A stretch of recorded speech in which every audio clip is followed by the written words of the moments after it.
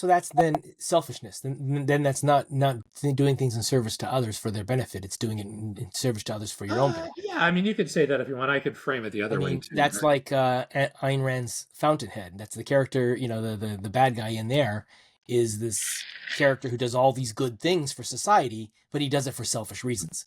Hello, everyone, and welcome to the Hands-On Logos podcast. This is where we discuss current events, personal growth, and any other random topic that crosses our minds. Our goal is to have a meaningful discussion that help us to see the topics we discuss more clearly. Our hope is we can help you expand your self-awareness, develop your critical thinking, and learn to be less reactive to the world around you. And most importantly, remember, be curious. If you like what you hear, like this video and subscribe to the channel. If you have any feedback, please leave a comment. We want to hear what you think. We appreciate you. All right, Chris, hello. Happy Friday. Happy Friday. And again, this is Podcast Friday. Podcast Friday. I think I'm not sure, what is this, episode number 23 we're recording? Something I think it's like 23, yeah. That sounds right. Okay. Well, I do have a hard stop today in a couple hours, so I figure let's just get right into it, if that's okay. Sure, sounds good to me. Okay, so last time we were arguing about Trump and tariffs, and I don't know if you remember that or not, but I don't want to argue about that. What I want to argue about, or what I want to, maybe not argue, but what I want to drive in circles around is your basic point was, and this is not about, I don't want to talk about the tariffs, I just want to frame the kind of discussion. Okay. You were arguing that he probably didn't have that much insight into how tariffs work, right? He definitely was less than a master in tariffs, right? I think. Yeah, I was saying, given the two scenarios, he knows everything and he's got a master plan and he's playing 4D chess versus he oversimplifies and we're going to have negative output. I think that secondary is probably the real likelihood. Probably more likely. Yeah, I tend to somewhat agree with you on that as well too. But what I want to talk about is this. When you're trying to achieve a particular goal, the problem is you're not going to get perfect information about all the parts, right? You try to do at least I do. I try to the best of my ability. I try to break out what are all the logical segments, and then what are the pros and cons of each segment, and then how good or how skilled or how nuanced do I have to be? Maybe how precise do I have to be with each of those segments that'll be good enough that'll let me get on to the next segment. Because ultimately I'm trying to optimize for time, right? I'm trying to get this end game done within a certain You're optimizing for time, I'm optimizing for accuracy. Okay, yeah, and those are competing things. And so Yep. It depends. So my first thought is that if I'm shooting a gun and I am shooting at a long range, like let's call 1,000 yards. I mean, nowadays people are shooting far, but that's still a long range to shoot a gun. Mm-hmm. There's a lot of variables that I have to take into account that I don't if I'm trying to shoot something at 50 yards. And so in that particular case, it's probably, well, I don't want to say this because it could be, but it's more likely that I have a little bit more time in that scenario. So now I can afford to have to bias towards accuracy and precision over time.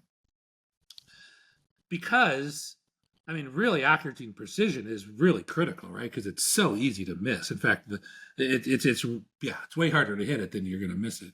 Whereas opposed to if I'm shooting something very close and they're running at me with a knife, I still need precision, but it's like speed is much more important in that particular case. And there could be other variables at play, but I think it'd be nice to just talk about those two variables and getting the right balance of them to achieve the objective that we're trying to achieve.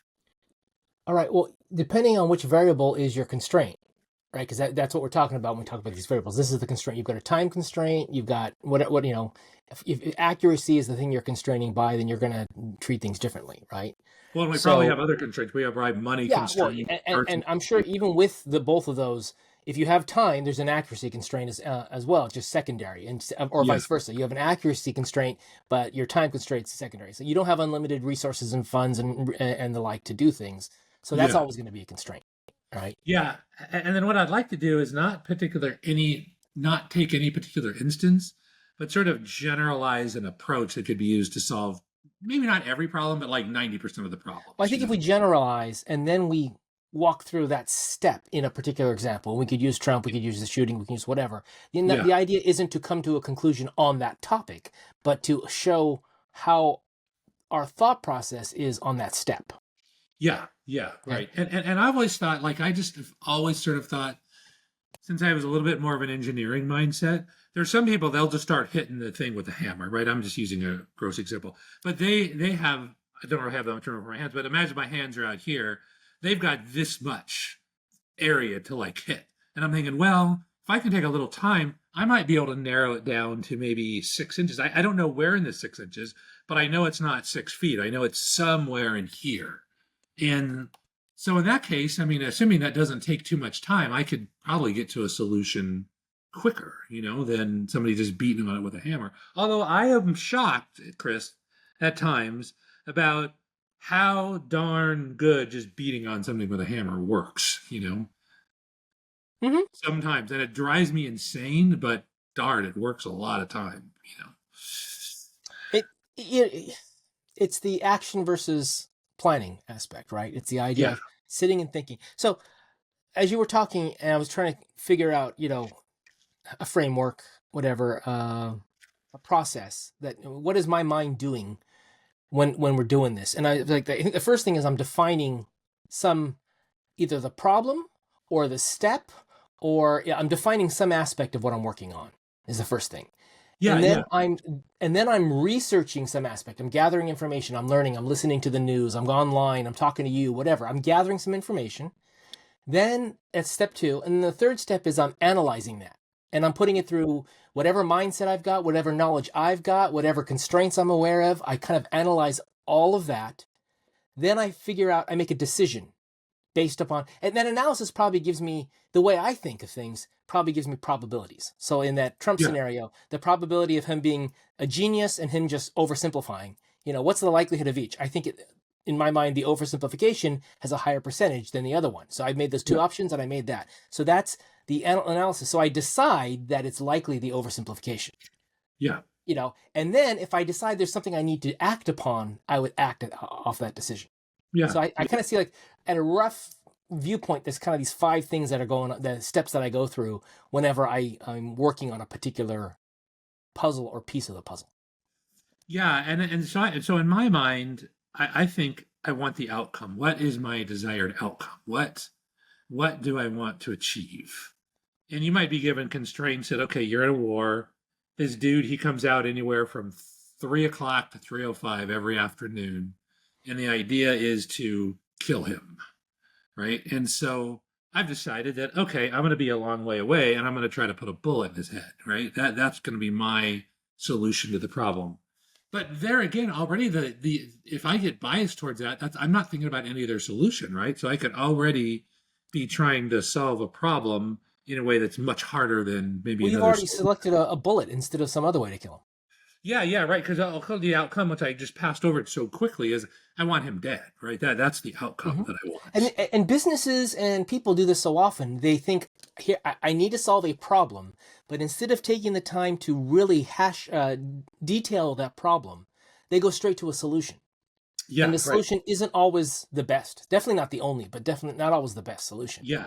And now that I'm thinking through my scenario again, I'm thinking, really, the solution was to kill him, but really, I don't even really need to kill him. Basically, I just want him to not take a certain action moving forward. What about other constraints? Like you don't want to get in trouble with the police. You don't want to leave any evidence behind. I mean, suddenly you've got all these other constraints that are going to really dictate how you act. Yeah, and I think as a general rule, I would roll those up into how much risk is there to me, Sure. But so let's say I'm sanctioned by the U.S. government, right? I'm a SEAL Team 6 sniper given a mission to eliminate the dude, right? So then there's, I'm not going to get in trouble with the police, at least. No, but there's risk because you're probably in a situation where you're at physical risk. You're probably in a situation where you've got supporting team members that are at risk. I mean, there's a whole bunch of aspects that go into that. Why don't we pick something a little simpler? Why don't we go with this? So I got video camera footage of my front yard with a skunk in one of my raised beds. A skunk, okay. rooting around out there, and I'm like, I don't want skunks rooting around in my raised beds because I'm growing onions and garlic and stuff like that in. Gotcha. How do I get rid of the skunk? How do we Well, walk through the scenario of my goal is to get rid of the skunk. I need an action plan. I need an activity that I can do to try to get rid of the skunk. okay, so this is the skunk problem. Well, my first thing would be is it, I want to confirm, is it that you want to get rid of the skunk or you don't want the skunk rooting around in your vegetables? What like, let's be So more. I will say off the top of my head, I want to get rid of the skunk. But Yeah, of course. and that is a goal. But Yeah. I would say more important, if we were to parse that out, I don't want the skunk to get into my raised beds. Yeah, because he's going to mess up your plants and because you want Well, those plants he for will some. still mess things up even just when he gets into the yard. But Yeah. the real damage is in the garden bed. So I want to keep him out of the garden bed, number one. And if I can keep it out of the yard, that would be a nice add-on. Yeah, and so I'm going to go ahead and make an assumption here is that you're a kind human being. So if there's a way to prevent the skunk from messing your stuff up, that would be a more preferable solution than killing the skunk, right? So you're saying, yeah, so the constraint is a humane solution. I would think so. If we got plenty of time, we're just going around in circles. I think ultimately, yeah, that's a better solution, right? Okay, so I would the humane think. solution, yeah, I would tend to agree with that. I don't want to deal with a dead skunk. Yeah, right. Because that's Aside great. from killing an animal, it's also really the skunk is just doing what a skunk does. So why should I punish it for doing what nature made it do? Yeah, I mean that's fair enough actually, and that doesn't mean that I would never kill a skunk, but it's like I just need a better reason to kill a skunk than that, Yeah, you know. So, sure. so yeah, so let's assume then that we just want to keep the skunk out of your plants and avoid any major damage, right? So Hmm. this is I'm going to associate another problem with this that we have sometimes, and that is like cats scratching on stuff. Cats love to Hmm. scratch on things, Hmm. and they typically, and I believe in their mind, the cat really doesn't care what you want that much. The cat is just trying to like do what it wants to do, and it loves couches and chairs and things. So then, what I can do is, in my mind, what I did is there's two things we did, right? One is put like a sticky tape on stuff that we don't want him to scratch, which makes it a very unpleasant for him to scratch that. But that's not a preferred solution. The other solution was like, well, the cat's got to scratch, trying to understand why the cat scratches, trying to get into the cat psychology. And then I'm like, hey, cat, I got something better than a couch, right? I got something, you're going to love this 10 times better than a couch, and just make this other thing way more appealing. So I kind of like those. As I get older, I like those sort of solutions better, you know, a little more Right. hard. So if we apply that reasoning, so you're going to apply the another animal problem to this reason to this. As an analogy, Okay. right? Yeah. So I've got two choices then. I can design a way for him to not be able to get into the garden bed, Yes, that's a solution, right? or I can design something that he would prefer and ignore the garden bed. So he doesn't want that other thing. Yes, right. Yeah, or you could kill him. We've always got the killing this gun, but I think that's considered like a That lack. keeps him out of the garden bed. So now I think we're conflating here. You're jumping to solution. I'm not at solution yet. I'm just approach. The approach is we deny him access to the garden bed, or the approach is we give him something more appealing than the garden bed. That's just approach. When Well, you say killing him, that's actually jumping to an actual solution. Well, I think the other things are solutions as well too, right? No, they're approach because we don't know how we're going to keep him out yet. Oh no, Do I that build makes a wall around it? Do I put a fence around it? Do I Yeah. electrocute it? I mean, there's a whole bunch of ways that I can do it. So the solution is, I think that's what I'm saying. The Yeah, no, distinction. that's fair enough. Actually, we're just So again, you I don't think you meant let's go kill him, but I mean by saying it that way, you do. I think we're slipping into one of the fallacies that a lot of people do is like, I got an idea, here's the solution, and it's like, yeah, no, fair enough. yeah, fair we enough. haven't really hashed out, which approach we want, and once we know the approach, then we go through a handful of solutions, and then we finally end up on whatever. Well, in that particular case, though, if we want to kill the skunk, then that is still a solution. I mean, we still haven't decided how we're going to kill it, Well, right? and I would say it is more of there's still an approach aspect to it because there's a dozen different right. ways we could do it. But it's you've already gone down the second step, right? The first step is which general approach do we want? Okay, how do I deny him access to it? Well, I can just get rid of him. Be one way to deny him access to it. The other Yeah. would be to move the raised bed so he can't get to it. Another way would be to deny access by building a barrier, right? And those still don't have specific methods yet, but they actually have, refined approaches. We've already taken the high level approach. So that's it. A high level approach is deny access or give him something more appealing. Then like the more detailed approach, and then specifically the solution itself, the method Yeah, itself. and I think that makes sense, Action. I think in this solution, we're always thinking in terms of what's best for the skunk or least intrusive to the skunk's life that will still meet our criteria. I tell you, you're being really generous to my thinking about the skunk there. I'm not thinking about the skunk to that detail, but I could see in some situations where the problem is you do have to consider the other players involved, the other stakeholders involved. But I think that's really important. Yeah, especially if you're wanting long-term relationships. If you're in a relationship, if you're arguing with your family members, then you can't ignore the desires and needs of the other side. In this case, because of the skunk, I can to a great extent ignore what he wants. So you can, no doubt. But I would just like the way I'm going to set my rules up. I'm always going to think in that I'm always trying to get what I want, but also at the least problem to the skunk, right? Yeah, that would probably be the And ideal the starting point. And I may that's your ideal. That's an ideal principle to try to follow. Yeah, which is sort of the concept of jujitsu, right? The same thing, actually. It's a set of techniques, but the ultimate game, the ultimate agenda is that I want to use the absolute least force required to get what I want, right? To escape, to get away.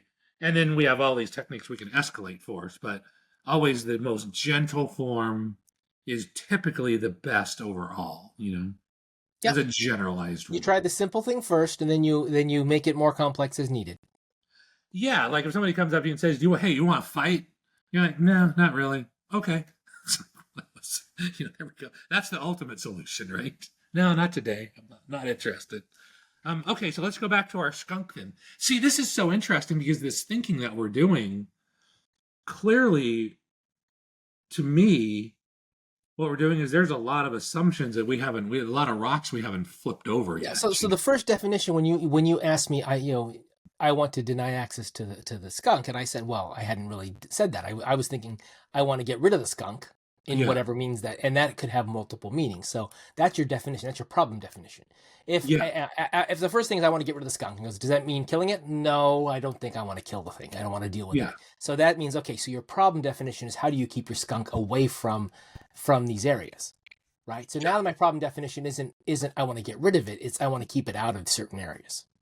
And one of the possible things still on the table is you still may kill the skunk, right? That's still on the table. Yeah, but the goal is no longer to get rid of it. That's a potential pathway. The goal is something more specific. The goal that we've now defined, the problem we've now defined is how do I keep it out of my garden bed? We're getting more and more precise. Okay, so then I would like to consider something else. I'd also like to consider the skunk, what the skunk wants, but also what are the byproducts of having a skunk around? Because so far we haven't even addressed that in the slightest. Is there any benefit to having a skunk there? All right. So before you go into that, let's assume there is a benefit. How is that going to impact my decision? Well, it depends on what the benefit could be directly to you or to the environment that you care about. So where would that come into play? In my 5 steps, right? In my define the problem, do your research, analyze, make a decision, and act. Where would figuring out potential benefits of a skunk be?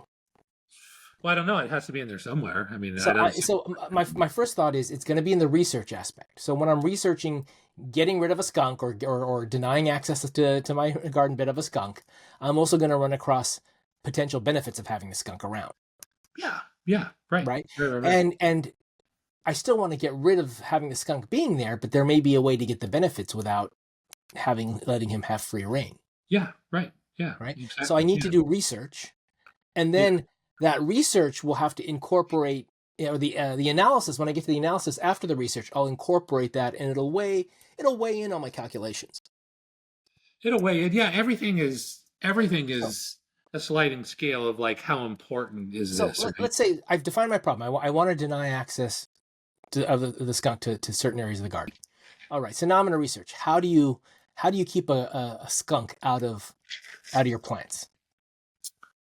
So I Yeah, would go online, do research, and I could put up netting, I could put up a fence, I could put up a wall, I could spray it with what is it, animal pee from a predator or something like that. Which I don't know if that works with the skunk or not, but it works with other animals.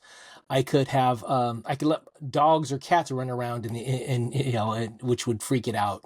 yeah, There's a lot of things I could do, right? So I would have to look at these possible scenarios and just rule out some of them off the top of my head because they're just not viable. I don't have pets. I don't have a cat. I don't have a dog, so that's not going to fall into play. I can't use my neighbor's cat and dog, so that's not going to come into play. So those options come. So pretty soon I have a list of 3, 4, 5 options that I can do, right? mm-hmm. Then I'm going to look at how much is it going to cost. If I put up a wire fence around it, how much is that going to cost? Not only how much is it going to cost, how will that change my ability to use the garden? If I put up a 4-foot high fence around a raised bed, I can no longer reach in myself and grab stuff out. Right. So that's going to have an impact too. So I need to start weighing not just the cost, but also the other assumptions I have on how I'm interacting with this garden that will be impacted by the solution. Yeah. So I like to think about that step in terms of this is a little piece, and I would like chart that little piece out on like a flow chart, and then I would have what are the positive impacts and what are the negative impacts of that, both to me and to the skunk and to my environment. Okay. It just because now that I'm sitting here doing this, I've made a critical error in thinking when I started this, is that the error of like, it's more of a character flaw than an error in thinking. It's selfishness. I was always thinking just about me. How am I going to benefit from this? And I think it's kind of cool, like in Jamar's speech, when you start to step outside and say, "Oh yeah, it's not so much about you; it's about others as well." I mean, not that you're not important. You are. It's just, but you're not the only factor in the equation. And so my thinking became much broader now. That's a philosophy that's great to have, and I think it's very valuable to view that things that you do are in service to others, Yes. right? However, if that were the only driver, then mankind wouldn't accomplish too much. Maybe. I mean, I don't know. Let's table. I want to go down that route. I want to stay on the same problem. Actually. Well, I think what drives us in the way of finding solutions to things we suffer from problems for things. Yeah, right? we suffer from problem. Some sort of pain, right? Builds up. Yeah. The difference might be if you're helping me figure this out. So you're providing service to me by helping me figure this out. I'm the one who's directly benefiting from it, right? So I'm the one who's more selfish in wanting to have a solution to this. Well, yeah, that's if you're just playing level 1.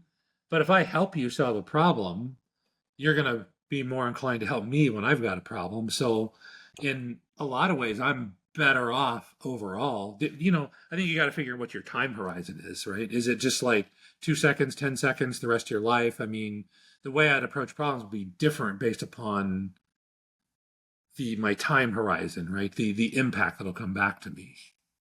So that's then selfishness. Then that's not doing things in service to others for their benefit. It's doing it in service to others for your own benefit. Yeah, I mean, you could say that if you want. I could frame it the other way too. That's right? Like Ayn Rand's Fountainhead. That's the character. The bad guy in there is this character who does all these good things for society, but he does it for selfish reasons. Yeah, and that's a great another. We could argue about that for a couple of hours down the road, actually. So I think that there's this idea that there are the people who help others because they take joy in that. And then there are people who help others because they are calculating in in what they expect to get out of that. Yeah, that comes down to intent, like we've talked about many times before, right? Yeah. But let's assume for now we just factor that out. We don't think that. It's just, if possible, I want to make it good for others as well too, right? So all right, so we defined it, doing research on it. In the research, we also carved out a little space for consideration of others in this case. It's Yeah, not in this just my case, intent, but yeah, right. and that would come from what's driving my consideration of others. Oh, so the way I would think about this is, let's say you're solving a technical problem, right? And you can talk about like rewriting a little bit of code or changing something inside the code, but there's always the consideration, always comes up, okay, what's the other impact? Do we have unintended consequences? Like, what other impact is this going to have, right? Because it's Yeah. so easy just to think that little tiny piece, but there could be other stuff. We need to at least consider it. So in this case, I would argue I'm not considerate of the skunk because I'm nice to skunks. I'm Yeah. considerate of the skunk because I want to plan through and map through other consequences that could happen if I piss off the skunk and it sprays the whole area. Yeah, Not right. necessarily a great thing for my yard, right? So Yeah, right. I think in this case it's either selfish or self-centered in my thinking, but it forces me to think beyond first order consequences, right? First order outcomes. And and I will tell you, I'm okay with that. Whether it's selfish or whether you're really a good guy, just the fact, Chris, that we can get ourselves to think past first order consequences is a radically big step in things, Which is right? why I don't think Trump is playing 4D chess with tariffs. I don't think at the end of the day, getting consensus on what second and third order consequences are in the first place is almost impossible. Getting people to even start to think about it is really almost impossible to do, right? So second order consequences make sense when you see them. Like, Yeah. oh yeah, I should have thought of that, or I could have thought of that. Yeah, right. But third order consequences are like, then you start getting into, oh, what was the chance of that happening? And some people, their minds are geared towards that, and they go, it was obviously one of the likelihoods that would come out of this. Yeah, And other people are like, I never saw it coming, didn't and even this see is it. where I get upset because I do see it coming, and people don't listen. Yeah, And so this is where I need to get much better at communicating what I see and yeah, convincing people that what I see is actually a potential thing that could happen. yeah, yeah, exactly. So I do that all the time, like in driving. I can just see patterns coming up. Oh So yeah. I'm able to predict what that car is going to be doing way before he does it, just because not because I'm smart. It's just because I've seen the same thing a million times, and I'm like, okay, probably a million and one is probably going to work out about the same way. When someone starts to inch over, when there's an off ramp coming up, and the person who's actually not far enough to get off starts to inch over, but doesn't give you a signal, doesn't change speed, doesn't do anything, you can pretty much guess what's going to happen. You know Yeah. the scenario. There's an exit up here. This person is in an odd place. They're and th're just going to make a last minute move over because they haven't quite realized it yet. Yeah, right. Right? I mean, this is something that you should never be caught off guard in Yeah. those situations. It should be obvious to you that the likelihood of something like that happening is very high. When you're in someone's blind spot, you need to expect that they're going to try to change lanes into you, Yeah, right? they can't see And you. if Yeah, you're not thinking that, you're not a good driver. And I'm going yeah. to just bluntly say that. If you don't think about that, you're not. Now, not all the time. Sometimes you're distracted, but in general, that should be the way your mind works when you're driving. Well, and this is a good application of what we were just talking about, because ultimately, let's say you don't even care about that other person, could care less, could give a rip about them. Oh, Let's just say no, right? that's me. I don't care about them. Okay, you don't care. I think maybe if you started to care, it'd be a little better. But let's assume you don't care about them. But what you do care about is I don't want an accident, right? Mhm. Because I'm going to be personally messed up for it, and then there could be some responsibility, even though I'm technically not responsible. If I didn't let them in or let them do that, now they're going to get crazy and they're going to do something rash that could cause other people's problem. And then ultimately, at some level, that really comes back on me in my mind. So maybe you just don't do that because of a guilt. I mean, my God, now that I'm thinking through this, there's like a million drivers, for this. I mean, you could have different people with all different drivers, and it'd be so cool to like map out everybody's personality, kind of like that test you're taking, with probabilities of each one and how they feel about things, which is so Well, so cool. can I give you a very specific thing? The driving thing is the thing that kind of made me think of this. Yeah. When you're driving down the road, the car ahead of you is 5 or 6 car lengths ahead, so they're a fair distance ahead, right? Yeah. There's nobody behind you, and somebody pulls out right in front of you. Yeah. forcing you to slow down. Yeah. All it did was lose a few seconds. But it showed that the other person did not consider the fact that they were going to have a negative impact on your driving. When they Right. could have waited 2 seconds, it had no impact. Yes. Right? And so that lack of consideration as a driver, and it wasn't that even purposeful. They just said, oh, here's an opening, I'm going. Yeah. They didn't look behind to see, is there something I could do that would have the least amount of negative impact on those around me? Right. It's a level of self-awareness. It's a level of consideration that goes through my mind when I'm driving. I think about that when I drive, Yeah. right? The whole idea of signaling that you're going to turn isn't just because it's the law in most places. It's because you want to let people know, hey, by the way, I'm going to be doing something here, and I want you to be aware so nothing I do catches you by surprise. So when I Right. slow down, you've already got the signal. You know I'm doing something, right? Yeah. It's a safety issue, but it's a consideration issue. And Yeah, so right. I'm always, one of the things is inconsiderate drivers, but most people are because they're very I don't say self-centered, but they're not self-aware. They're kind of in their own little bubble. Yeah. They're And I talking their think phone or doing whatever. but that's one of the things that always gets to me. So, Yeah. the level of consideration, and again, I told you about this when I'm at the grocery store and somebody stops their cart in the middle of the aisle so no one can get around them. Yeah. Yeah. Right? Yeah. To me, that's just a lack of consideration. Yeah. Yeah. I agree with you. Okay. Okay. Let's go back to our analysis part. Because Okay, already so in my mind, I'm thinking this is becoming more and more complicated to yeah, think. well, so we've done our research. We figured out potential scenarios and actions we could take, right? Yeah. And we've tried to figure out second order consequences. Is it ameliorating factors or what? I don't forget what it is, but it's other factors that may affect. So we've Yeah. kind of defined cost, time, effort, impact to other things that we do, the chance of negative impact from other things like the skunk digging somewhere else that's even more dangerous or more Yeah, right. damaging or things like that, right? So all those are factors. Now we got to analyze it. Yeah. So we go through, we weigh things like how much am I willing to spend on this? Yeah. That's my constraint. I probably don't start with a budget. I probably look at the cost and just get a feel for it. Like that's too much. Yeah. It's too much. It's a $500 solution. No, I need something cheaper than that, right? Yeah. Right. And so, but cost is a constraint. We just often don't define it until we start seeing the price tag. Yeah. Right. Companies do this all the time. They think they want something, and then when you tell them how much it's going to cost, they're like, oh, maybe I don't want that. Yeah. Right. Right. So the cost is when the time. Two types of time. How much time does it take to do, and how much of my time is it going to take to do? Yeah, right. Right. If I hire someone to do it or do it myself, then there's a cost factor and a time factor and the like. There's an effectiveness factor. Which one's more effective? Which one's less effective? And then you're going to look at your particular scenario. In my environment, will that work better or worse than what I'm being told? Yeah. Yeah. Right. And so after all that, you have to weigh those yourself, and you're going to have a different value system. For me, money actually is a pretty big factor in how I decide things. Mm-hmm. Right. Time a little less so.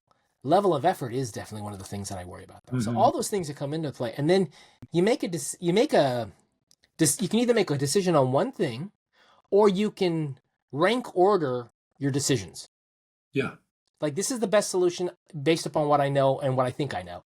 This is the next best solution. This is the next best solution. And then you kind of think, okay, which one do I want to do? You probably start with the one that you think is the best solution, but you might go with the second or third because something else might come up. Yeah. And so that's the analysis, and then the decision. So I decide, here's my rank order. Number one, I'm going to put a chicken wire fence around this thing so they can't get in. Number two, I'm gonna plant it with things it doesn't like. Number three, I can come up with three options in there. Yeah. Right. And then at that point, it's a matter of just pulling the trigger and acting. Yeah. That sounds right. Right. Yeah. And then if I really want to make this a process improvement aspect, I just have to at some point stop, look at how effective it's been, kind of measure, was I able to stop it from happening? Do I have any video footage of the skunk still coming in? And then I could say that worked out well. I'll try that again next time. Yeah. Or that sucked. I got to make that better. Yeah. That seems reasonable. Yeah. That's an interesting approach. So then let's go back then, and with this new gained wisdom that we have, let's analyze the Trump scenario now with tariffs, and let's try to apply this thinking to that. Okay, so what's our premise? Well, I mean, I don't know what the premise. Let me just start with this, right? Is that Trump's putting tariffs on other countries, ideally, right, I believe, I mean, we don't know with 100% certainty, but ideally, I think in his mind, that will get them to the negotiating table because he believes that they're doing some unfair trade practice and taking advantage of the United States. So he's going to use this tool to provide some pain so we can get to the table and talk and hopefully cut a better deal for us, right? So he can make things better in the U.S. by forcing a trade negotiation using tariffs against every other country. Well, I'm just proposing that that is a possible solution. Yeah, right. So I mean, Okay. the essence of the thing is I'm going to apply pain to you to get you to come to the, and it happens all the time. Like CIA uses it. It's called leverage, right? It's like you So got to now, get leverage over here first. do I want to come up? Do I have a particular theory I want to prove from that, or am I much more kind of the way I tend to think, and when we get into arguments a lot is I don't have a particular outcome. I want to make a decision as to what I think about this situation, and I don't have a particular bias. I mean, I do have a bias. I don't have a particular theory in mind. So I start by just gathering information and building up from as close to first principles as I can. Yeah, no, that seems reasonable. So then, how would you build this up then? Let's use Okay. the Trump So example. so if I look at what we said, so there is an assumption being made that there is an equality in trade between other countries and the US, Yeah, right, right. and Yeah, that we it's a bad thing. that's a trade deficit, right? Exactly. And it's a bad thing. There's an Well, assumption it's a bad thing. it depends, not necessarily, but Uh, in certain well, then cases. why bother if it's not a bad thing? Well, yeah, no. In this case, I So think in this case, he's got the assumption it's a bad thing. I think it's fair to say that Okay. I'm So not going to give you 100%, but I'm going to give you like an 80-90% on right. that. So with that, Yeah. just that piece of it, without even getting everything else, I need to look, is there a trade imbalance? Yes. What is the cause of that trade imbalance? Yeah. How big is the trade imbalance? Why is there a trade imbalance? And is there some other aspect aside from a straight dollar amount that actually makes it better, even if there is an imbalance, right? Those are all things just to figure out whether there is a trade imbalance and it's a bad thing. That's Yeah. not even touching on tariffs. That's not even touching on negotiations. That's not even touching on it. That's just on trade imbalance. The idea of a trade imbalance. That Yeah. Right. all that thinking just goes into figuring out. And this is why I say it's a complex topic, because just that alone, understanding why might I justify having a trade imbalance with another country, giving them more money in trade than not, Yeah. right? Right. And I would go through, well, what reason why? I'm getting something out of it. The U.S. is getting something out of it. Well, like what? What could they get out of it? They could get a military base in that country. Mm-hmm.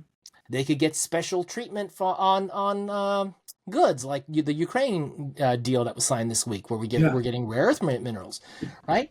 There could be a good relationship that we're trying to build with that country, Oh, yeah. so we would have better representation in that part of the world. Yeah. Well, it could be cheaper stuff. We pay less for cheap shit. So the idea of paying out more money to on a trade imbalance on a dollar for dollar basis may look unfair, but what we may be doing is paying for other things that don't show Yeah. up on Very the likely. balance Yeah. sheets, Right. Right. Right. right? Right. So that is an argument against it being a bad thing, potentially, Potentially. Yeah. We don't know. Now, Trump is right? interesting because Trump, like, I think if you analyze Trump and see how he works, he's a very emotional dude, right? Mm-hmm. In the sense that he says, look, this is unfair and I've got to go fix the problem, right?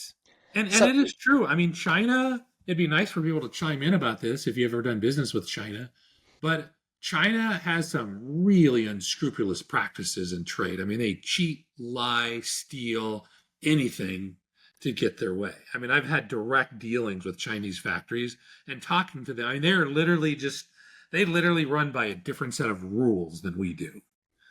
okay, It's just very so different, actually. you say that's unfair.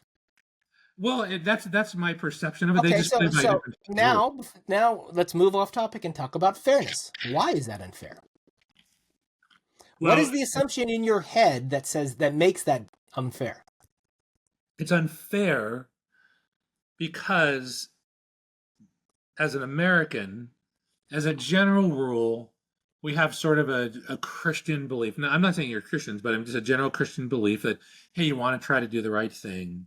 Hey, if you made a mistake, you should just fess up and go fix your mistake. I mean, these things are like literally beat into us from childhood, actually.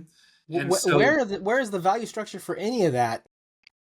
I don't understand that. I would argue something slightly different. I would argue that the way we have developed our viewpoint of trade and transactions between people is yes, that we have to treat people with the same level of respect and trust as we want from them. And so we expect equal amounts of trust, equal amounts of respect, and anytime we feel that we're being taken advantage of, that breaks that implied contract that we have. And whether that comes from Christianity or whether that comes from Western thought, that is a second order impact on there. The main thing is we have this philosophy in our society that we are all equals and we need to be treated the same. yeah. And when you do something like that, then you are breaking that contract with us. Yeah, And and I'm being that's a where the little, unfairness comes into play. yeah, I'm being a little more specific than that, but yeah, that's the general flow of There it. It's not is universal. no Yeah. internationally defined moral or ethic that talks about what's fair and what's not fair. No, no, no, no, no. There's laws. There's laws, and laws start with ethics, and morals are tied in as well. But Yeah. the basic issue here is that, he feels it's unfair.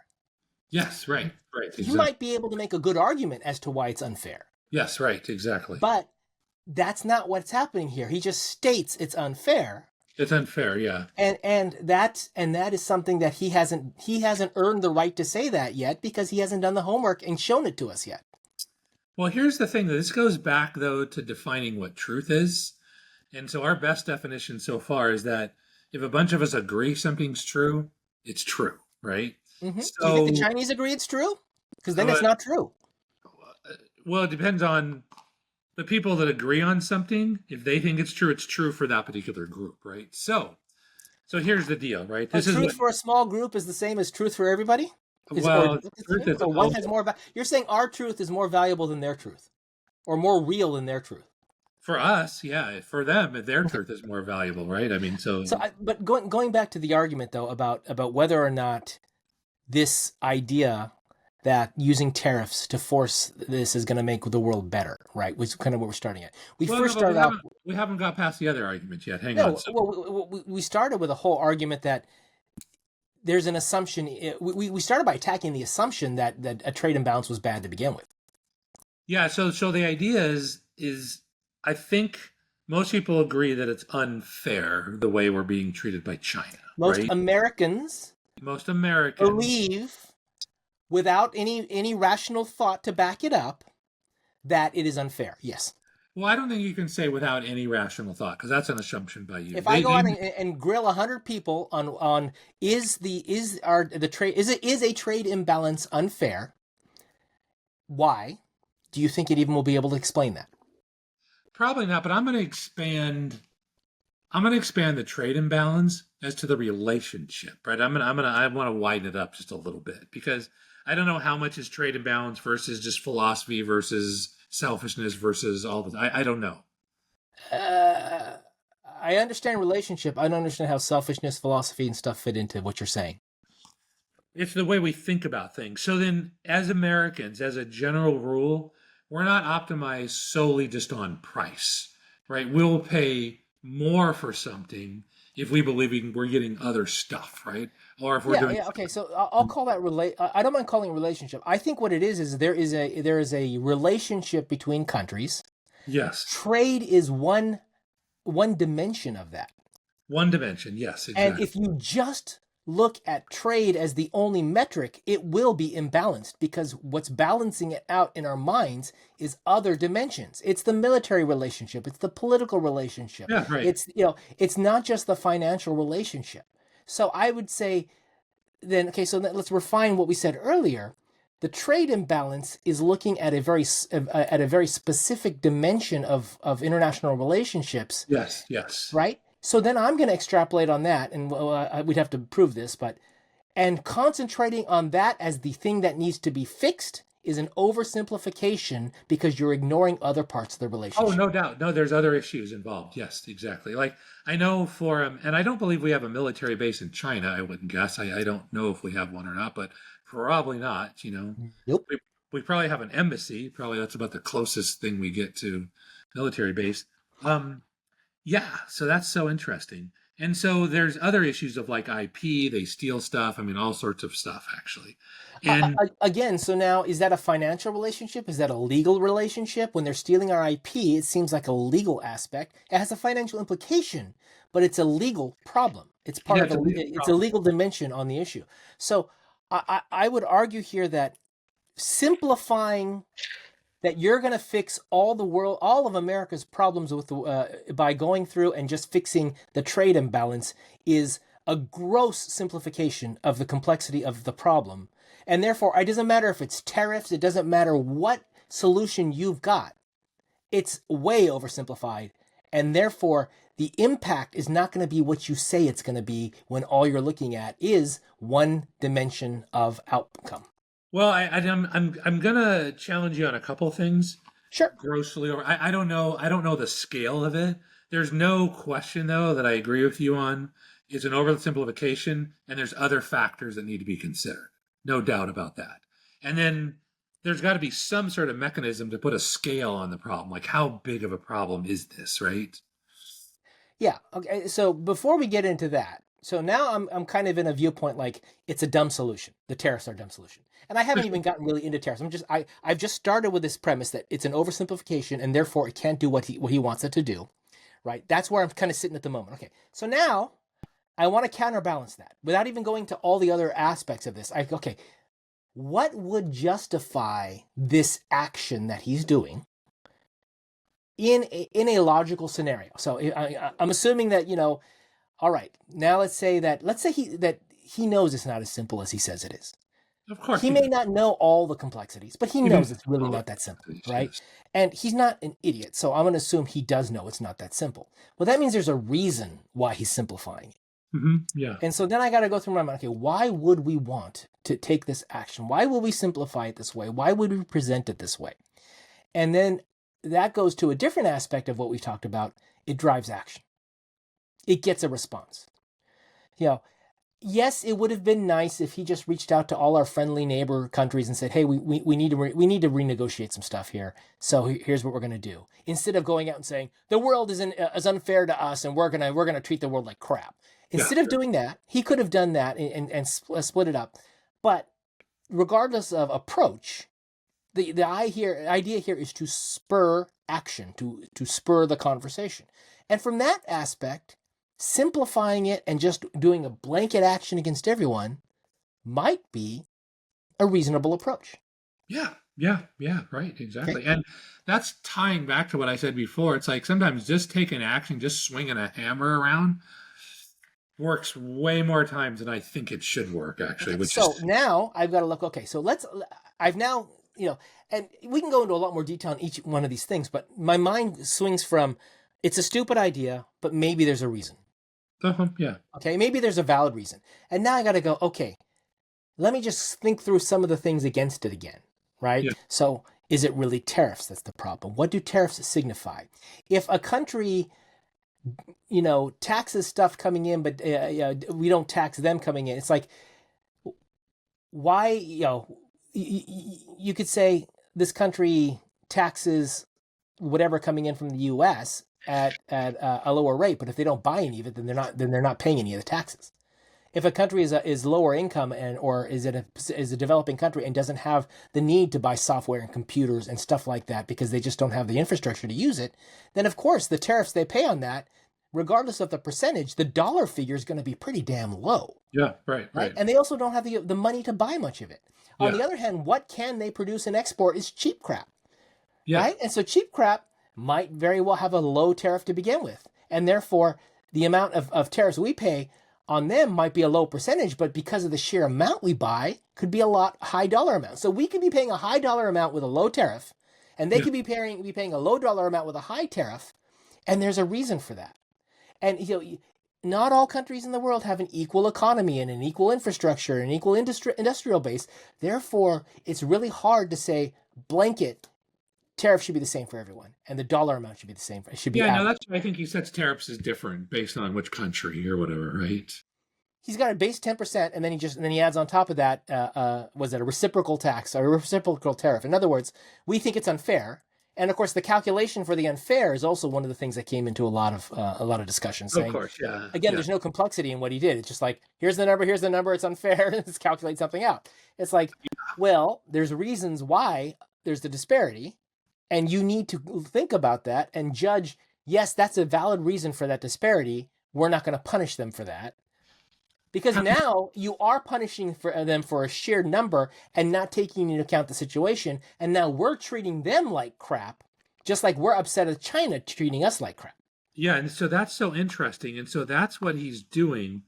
And I guess my question is this. Does he know what he's doing? I mean, is he good enough swinging a hammer or a chainsaw or a bulldozer around to get his desired effect? And I believe probably yes in the short term, but then you have to look at like what are the long-term consequences I of don't this think he as well, does. too. That's the thing is, I think by surrounding him with people who are strictly number one requirement is loyalty. Number two would then be competence. Yeah. He has a lot of competent people, but they are still all towing the line. And if he's doing something that is actually damaging in the minds of a large number of people, damaging the relationship or damaging the economy or damaging the whatever, he has to be the one to make the action. He's not going to let someone else take an action that seems to contradict him. That would not be something he would appreciate. Now, So here's something. to do that, you would have to convince him to make the decision himself and to make the change. Maybe that happens. I mean, he's backed off on some of this stuff, so maybe that can still happen. But I think the issue here is to really do this is you break something, you let the people around you fix it, and I don't think he'll let them fix it the way it needs to be fixed. See, that's interesting. And this is what I've heard. I don't know how true it is, but I've heard other people that have worked closely with Trump says, look, he will listen to you. You've got to have a solid argument, but He's you can still the bottleneck. He's still the one. You can't make a decision on something that will contradict something he said or done. He's got to be the one to bring it up. hey man, that's command and control. That's ego. No, that's not command. That's ego. No, Chris, that's called command. No. Leadership is knowing what your people can do and letting them run with it and backing them up on it. That's leadership. What he's doing is command and control, and that command and control is not. This is not the military he's running here. This is the government. It's not command and control in the same way. He runs the military too. Actually, he's the big dog in the military. And we're not talking the military here. We're talking the government. Yeah, I understand, but the military is part You of the can run the military as a military, and actually, in this case, the problem would be he probably thinks he knows better than the generals and would be giving orders. And that's a different problem. Yeah, You've got to understand your level of expertise. You've got to trust people under you who have expertise, and you've got to let them do it. If you are the one who has to be convinced on everything, you are a bottleneck. That's just the way it is. You're a bottleneck. Yeah, this is a whole nother topic we should get into. I'm not saying it's not effective though, because if you look at like a Steve Jobs or something, he ran the show. I mean, he was command and control. Now he would let other people execute, but he was very, very strict with people about getting what he wanted actually, unless you could convince him otherwise. And he was fairly though. I think in many ways though, he demanded a lot of people. Yes, and they produced a lot. Yeah. But I don't think he was illogical in his thinking, and I do find that Trump is often illogical in his thinking. Could be. I guess it depends on how you define logic, right? It depends on what you're trying to achieve or whatever. But I guess what I'm saying, though, is I want to go after the argument in this particular case that just because you do command and control leadership doesn't mean you're not highly effective. Now, most leadership experts would argue against that, but I'm not so sure how true that is, So I agree with you to a point. Yeah. These are all. I'm not saying absolutely, And the reason why it's to a point is if you look at top down management, which is traditionally what we've had for a long time, it's very quick to decide, right? I mean, a dictatorship is the fastest way to get stuff done, right? And as long as the dictator is smart, knows what they're doing, and is really aware of those second and third order consequences, thinks through, and really has I would say the good of the greatest good in mind, whatever that is, they can have a really positive impact. But the Yeah, world is a lot more complex place than it used to be. The it's a amount of very knowledge that you have to have. You cannot be the leader and an expert in everything. You've got to no. have people who are experts that you trust and you listen to, and that Yes, you incorporate that in there. You've got to listen and be open to arguments against what you think and to yes. incorporate that thinking into what you do. And so basically, the way it works anymore is top down decision making doesn't work. It's actually bottom up, and then eventually you can have a top down. But at some point, it becomes really difficult to have bottom up information and top down decision making. There's just way too much information. So you have to start pushing decisions further and further down to the people who are experts in that topic. You know, if you have to make a health decision, you leave it to a doctor, you don't leave it to an engineer, right? So the idea here being, if you have to be the one who check marks every single decision made by a subordinate, you are a bottleneck, because then you keep control, but then what happens is you slow down the response. So you're talking about effective, and I think there's a level of effectiveness you can get to, but you can't get past a certain point because the world is just so much more complex than it used to be. Well, it depends on what decision and how complex typically things are. So most of the time, like if you want to have a strong organization, you need to have a very strong leader in that, one that the people will trust. And so the military is like, we're going to go up and we're going to kill everybody on that hill. And I'm going to lead it. I'm going to be the first guy up the hill. I mean, all of a sudden, that develops a lot of trust in your people. They're like, okay, if this old guy is going to go up, I guess I got to follow. So I think what's going to happen is you're going to get a lot better performance from that individual because what you want to happen, he's modeling it.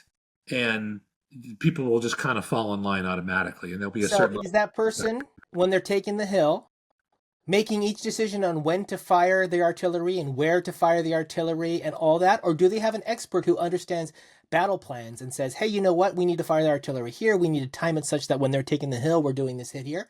They're not involved in every single decision. They set the parameters and the guidelines. Even Jobs would say, we're going to build this. He set the decision, and he was clear about the vision and what it was, and people made it happen. And he let the people make it happen. He didn't get in the way of them making it happen. you have to do that And because that's where I think Trump gets in the way of making things happen. but here's a hang on, let me back up actually. But to be an effective leader that people want to follow, you've got to make sure of a couple of things, right? That your people under you are trained, that they actually know how to climb a hill, they know how to shoot a gun, they knew all the tactics, right? So there's an assumption that there's got to be a certain amount of training that happens before that. And in Okay, addition, well, I'll put a pin in that. Okay. yeah, and in addition to that, they have to understand the overarching mission of the company, and they've got to agree with that mission. And part of leadership is actually They don't making need to agree with the mission. We'll talk about that too. part of it. They don't have to. It's better if they agree They with have it. to they have to accept and align themselves to the vision or the mission presented to them by the leader. It We call doesn't that mean they have to agree with it 100%, right? And that's one thing that people need to realize is you can disagree with someone and still work towards their goal. And I don't think Trump understands when someone under him who's smart and knows something that is different than what he knows says something contradictory, they could still be trying to get his will done, but they're contradicting him because that particular point is in fact something that's difficult to overcome. He sees it as disloyal when in actuality it's the ultimate sign of loyalties. I'll get what you want done, but you've got to change your attitude or your mind or your actions on some of these things. Yeah, So because that's called consensus, right? so Everybody. basically training here is one thing. So I don't think it's training, I think it's knowledge. You need people under you who are skilled and capable of doing what needs to get done. Sometimes that's training, sometimes it's other things, but the point is they have to have that ability. If they don't have it, you build it in them by training them. If they already have it and you understand, then they've got it. Then the other aspect of it is vision, and you provide the vision, and you build the trust in them to the point where they will follow your vision regardless of whether they agree with it or not. Ideally, you've built an organization where they do agree with it. Yeah, That would be exactly. That's the best thing. They agree with it, right? Yeah. They believe that hey, what we're doing is good. Right. Yes. What we're doing means the world can be a better place than before. But I think a good leader could lead you down a path of taking action, even if you're not even if you're not in agreement with everything that they're trying to do. Oh yeah, yeah, yeah, yeah. No, absolutely. Actually, I don't know how long that lasts for, but certainly you can As long as they brainwash. keep getting results. I mean, I think a lot of people probably disagree with Musk on a lot of things, but as long as he keeps getting results, a lot of them still follow him.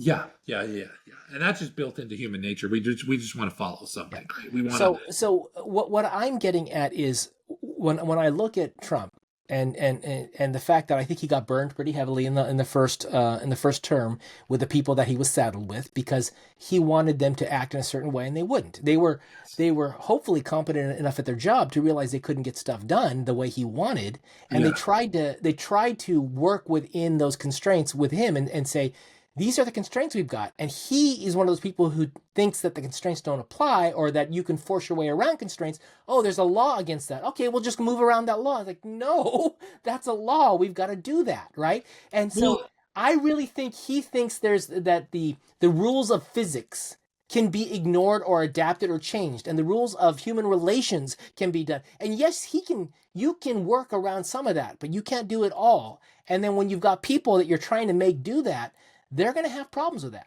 So I think a lot of them quit. There was a high turnover in his cabinet in the past, and I think what you've got now is people who are much more loyal, and they'll tell him what he wants to hear.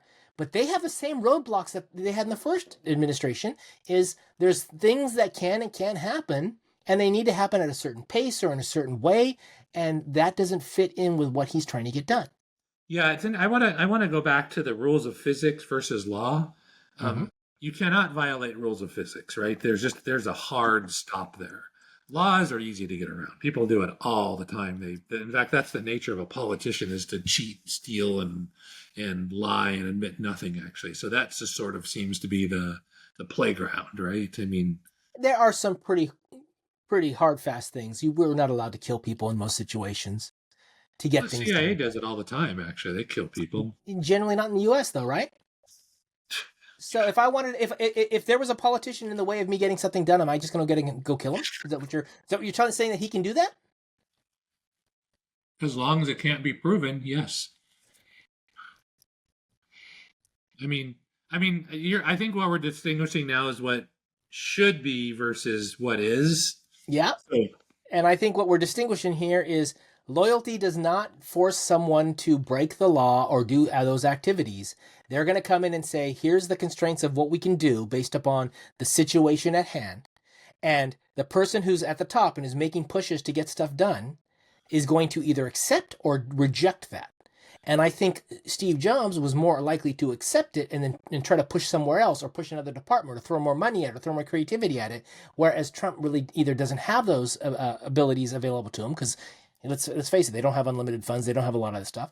Or I think in some cases he doesn't understand those second and third order relationships in a lot of these situations, and he assumes it's a simple push and shove, like if I add here, I remove here. He really sees it as tit for tat without second order tit for tat aspects. no, no, exactly. I think you're right on that. But I guess what I'm getting at, my point is, as I brought this up multiple times, is that maybe imperfect thinking, but tied with speed, can be remarkably effective, like way more effective than I would ever imagine it is. Because I have a bias towards let's think about it, right? Where other people are like just going out and doing it. And a lot of times I'm like, how did you get that done? I So mean, you, that's my argument for why this might be okay to act the way he's doing, and why there might be a reasonable reason to act the way he's doing. Is I'm saying that's what I weigh this against. But then I got to go back and say, all right, but what about these other considerations that I don't think are happening? I don't think these second and third order consequences are being considered by him. I think his team thinks about them, but get ignored. And I think at the end of the day, what's going to happen is, it doesn't matter what the outcome of any of this is because they're going to spin it as a win. If one country signs a new deal, it was a win. of It course, doesn't matter how much damage was done to the economy. Look at all what we did. We renegotiated the world order. I do think the conversation they had, who was it, had last week about Pax Americana and we're renegotiating basically Bretton Woods. I think that's a very interesting argument to make And for someone who's much more intellectual and involved in kind of like political world order, that's a very interesting argument to have. But for the average American, it's like it's just going to go over their heads. Yeah, yeah. That's why we typically just vote for the best guy you think did a job and just trust that he's going to And I'm not saying listen. we'd have been better on the other with the other side. I don't think either side is doing good at the end of the day. Yeah. It's just interesting to think through those things. But I think as a general rule, that's like a reasonably good discussion that we've had for the past hour to how to think through things. Yeah, so And I think at the end of the day, the other thing is, do you expect to come to the right decision at the end of your thought exercise? I don't.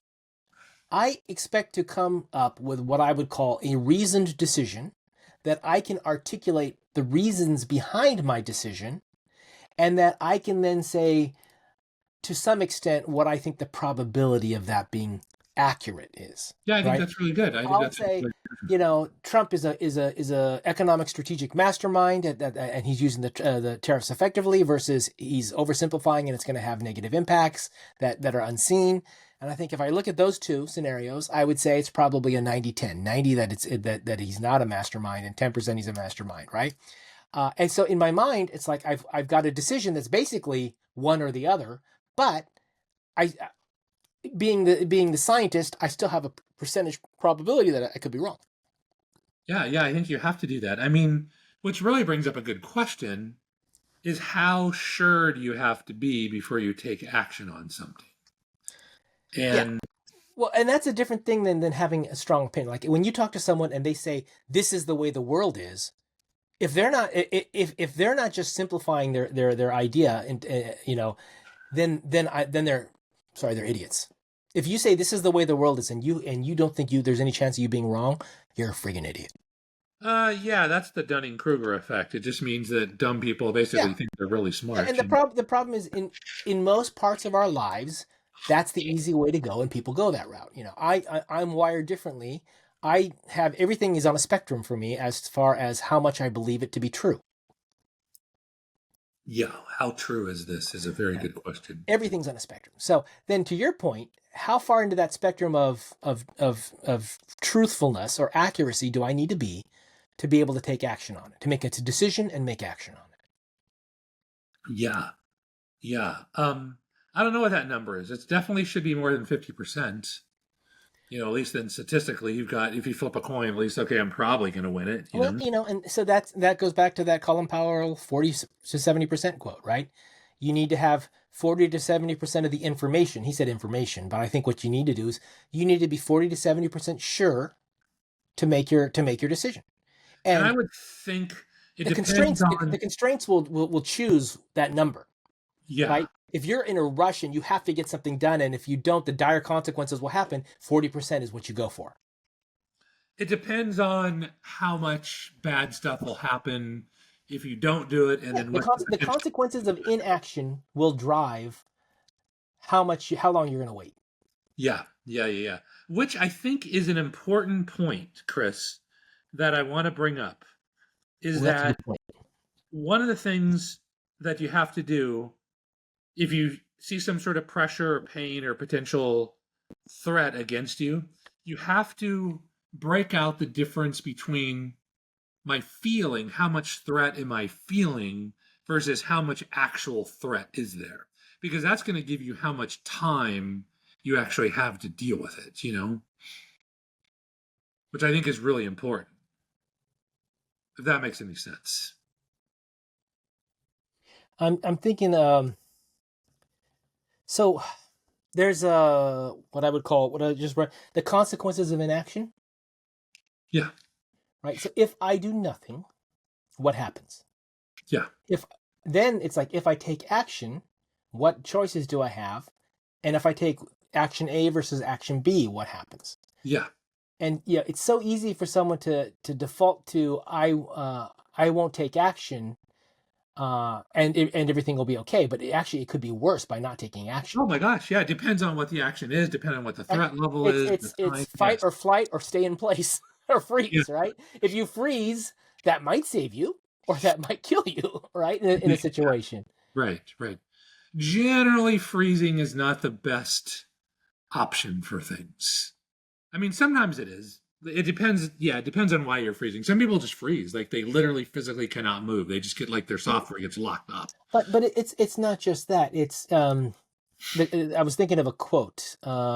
This is a quote from a guy from I think from World War II. First they came for the socialists, and I did not speak out because I was not a socialist. Mm-hmm. Then they came for the trade unionists, and I did not speak out because I was not a trade unionist. Yeah. But then they came for the Jews, and I did not speak out because I was not a Jew. Then they came for me, and there was no one left to speak out for me. There you go. I mean, I think that's a great quote because Martin Niemöller, I don't know how to pronounce his name, but I've heard that quote several times in the past couple of months, and it really is understanding. Like if you really are against Trump or Musk or the other side or the wokeness, not speaking out's the problem. I think wokeness suffered because nobody would speak out. They were afraid to speak out because they have a cancel culture at the time. Yeah, right. Right? Anything that goes too far, people get afraid. And the average person knows, an individual person can be drastically harmed by cancel culture or any kind of reaction. Yeah. Only as a group do we have protection. Yeah. But the group doesn't magically act as a group. The group acts because enough individuals act that you feel safe to act along with. Yeah, right. That's the concept of tribe. It's the psychology of how groups operate. If there are a way for us to all band together and act at the same time, yeah, a lot of the stuff, all the crap we put up in the world would not happen. Right. Exactly. But as a general rule, there's always risk to taking action. And typically it's perceived then if I don't do anything, there's less risk to me. Well, it's that trolley problem, right? Where you're on a trolley, it's going down the track. If it stays on this track, it kills 10 people. If you switch it to the other track, it kills one person. And no, the logic here, that's different. Well, no, the logic here is if I take action, one person dies. If I take no action, 10 people die.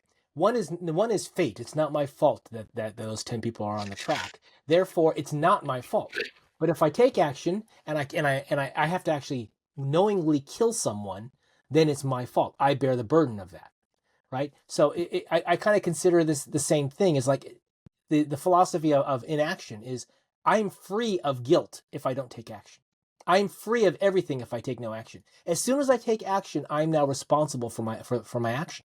Yeah, you're abstracting more than I was going for. I was going for just what's my personal consequences, not guilt, but just pure pain, right?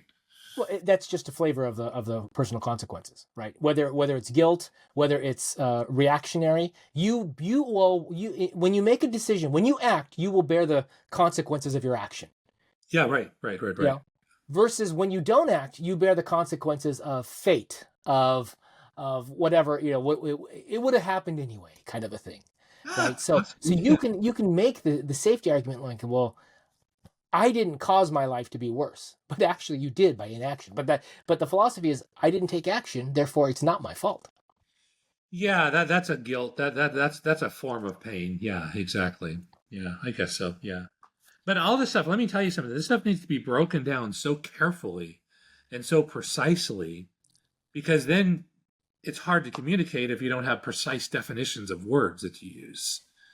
I think in many cases that's by design. People will purposely misinterpret words they do it so that the argument falls apart. Someone's argument or someone's premise or point falls apart.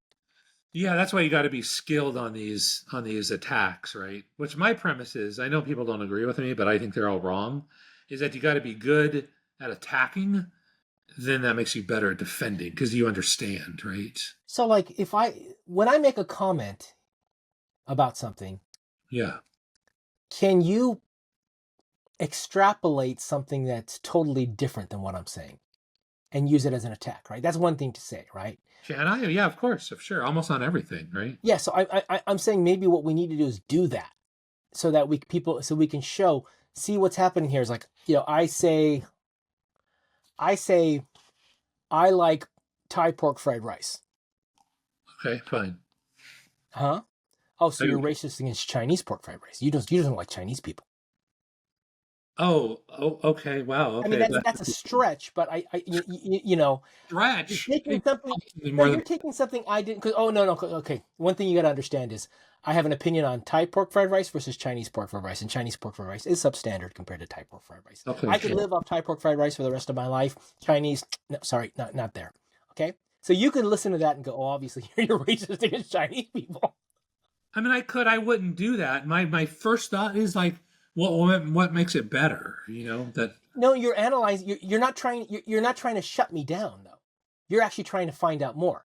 If you're in an argument mode and you're trying to shut me down, you would hijack that conversation and turn it into some. You would attack me with that comment. Oh, of course, yeah. But I'm not trying to shut you down. I'm thinking, hey, maybe I need to go try that Thai fried rice. Maybe You that's do need to try the maybe Tariffs. that would be a good thing. I got to go learn more about this. Yes, especially with a bottle of Coke and Thai pork fried rice at a street vendor in Bangkok. Yeah, that's the way to go. Okay, I can't do the bottle of Coke. That's off limits to me. But Yeah, I know. I haven't had a Coke in a while either. So maybe I'll try the fried rice though a little bit. I did go to Knott's Berry Farm last Saturday because my daughter's band was there and her choir was there, so I was a chaperone. And it's boysenberry the festival, so the boysenberries everywhere. Boysenberry ale, boysenberry, churros, boysenberry funnel cakes. Everything's boysenberry. It was hard to eat that. I was able to have the barbecue because that was very didn't have that many carbs, but everything else in the park was just. And now the funny thing is, Knott's now has the equivalent of a whole day pass for food. Oh, So you pay one fee like $35, and you can eat every 90 minutes. like it's all you can eat. Well, they limit it to It's every all- 90 minutes. So then all of the restaurants and all the food places are now like rides. They have long lines now. It's like the food is now part of the experience. So, but you think about it, if you go there from 10 a.m. to 10 p.m., how many times? It's 12 hours. That's what 8 times you could eat. Which is so okay. Hang on, I just got to break this down at the ludicrousness of that. Right? It's basically saying, and there is truth to it, no doubt. Is that look for $35 I can maximize my pleasure, right? My short-term pleasure. The way I think about things now is like, oh my God, but what am I giving up long-term for that? It's like I'm going to hurt my body by doing it. That is the dumbest thing that you could possibly do. But let me tell you, when I was You could 25, have 8 funnel cakes with a soda to go with them. Think of all the calories you would not you could have. You could probably live the next week without having to eat anything. and the dopamine, think of all the dopamine released. And literally, you could get high all day for $35. That's not a bad deal. No, one of the things I realized when I first heard about these food passes, I thought, oh, that's so cool, that's neat, And then it makes it much more affordable to be at the park and blah blah blah. And Yeah. then when I experienced it, I saw this is how people are acting.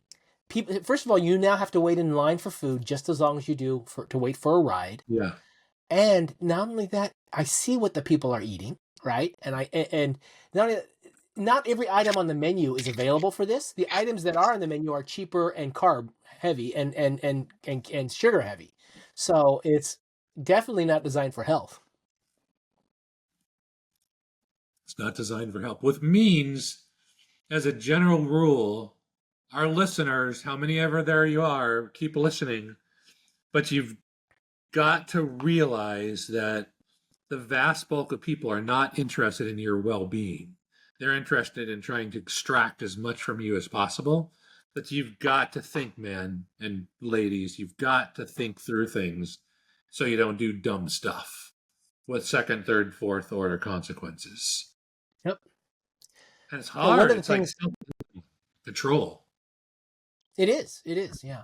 So, we keep talking about critical thinking. We keep talking about thinking these things through. And I was working. Did I tell you this? I made a custom Chat GPT to work on my personal brand or my things like How that. cool is that? Yeah. Yeah. So I named it Brandy, since it's a brand Brandy. consultant. There you go. And I said, I don't know where to start with this, so just start asking me questions, and you interview me to help me build up the brand. So Oh, there you go. we too. came up with like some core values like curiosity. Was it curiosity, creativity, and critical thinking? I liked it because it was 3 C's, right? Curiosity, Yeah. creativity, and critical thinking. Like, okay, Interesting. that fits in with kind of some core values, and Yeah, yeah, and yeah. then we came up with a motto or a purpose, and it was like to develop critical thinking skills so people can have a better life, Yeah. Yeah, yeah, yeah. right? And I think all that fits in. But I was playing with this, and I started to think about all these things where the average person just doesn't think about stuff the way we do. How do we get more people to think about it? And when I was on my way to the coffee shop this week, and so I said, I opened up chat and I started quizzing it, saying, I want to do a thought experiment here. It goes, I want to ask someone, do you believe that the gap between the wealthy and the average person in America is increasing? Uh-huh. And generally people were saying, yes. Sometimes they would say, I don't know, or no. And then I would talk about, statistics to show that actually it is increasing. Because I don't know if you know, one of the stats that came out this week was what the top 19 families in America gained $1 trillion in the last year or something like that. Oh, I wouldn't be surprised. Yeah. $1 trillion. The economy is what, 36 trillion. So basically, 19 people, 19 families got Yeah. that much money. They were also showing that these top 19 families control 1.8% of the wealth of America, and the bottom Interesting. 50% of Americans only get 3%. So, Yeah. it's, Right. these Yeah. numbers are incredible. But then I started to ask questions. Why do you think it is that the wealth gap is increasing and all that kind of stuff? And people haven't thought about this. And I said, well, Yeah. you buy assets, right? And when you've got a lot more money to spend, Yeah. you don't spend that much more on your lifestyle, right? So if I'm making 100,000 a year and I spend 80,000 to maintain my lifestyle, I only have 20,000 left to. I'm simplifying because taxes and all that stuff, but Yeah. I would only have 20,000 left to buy assets, real Yeah. estate or stocks or gold or whatever Yeah. it is, Right. right? If I'm making a million, if I follow the same percentage, I should be spending 800,000 on my lifestyle, and then I'd have 200,000 to invest. But in reality, I'm probably spending 500,000 on my lifestyle, which is still what, 6 times what the poorer family is, which then leaves me $500,000 to invest. So I have a higher percentage to invest. Yeah. And of course, as I have more assets to begin with, and the assets grow, I'm going to start pulling away from that person in the line. Yes. It's just Right. common. It's a mathematical formula. It makes perfect sense. It's math. Yeah. Right. And so when you think about it, the world we live in today is designed in a way that those with money will have greater and greater wealth. And actually, every system to a great extent is designed this way. Capitalism is just really good at allocating resources. But it doesn't matter what it is. Those in power and wealth will always have a faster growing power and wealth, unless they do some stupid If stuff. they continue to make the right decisions, right? Which that doesn't always happen. Sometimes people Yeah, get but dumb. then what you'll often hear people make an argument like, "Oh, but the richest people, they fall out of being the richest," or so there's a lot of movement across class structures and stuff. And I'm like, yeah, there are individual movements, but they're not. I wouldn't call them the norm. Just because 10% of the people, only 10% of the people stay in the top 1% or 5% over the course of their lives. So they're in the top 1%, and then they're in the top 5%, and then they're in the top 10%. This is like the trend of how families work, right? Probably the kids aren't working as hard as the parents were and the grandkids, and then it takes another generation to figure out how to start making money again. And so those are just Yeah. flows, right? But this sheer fact is you look at the number and the number's getting further apart.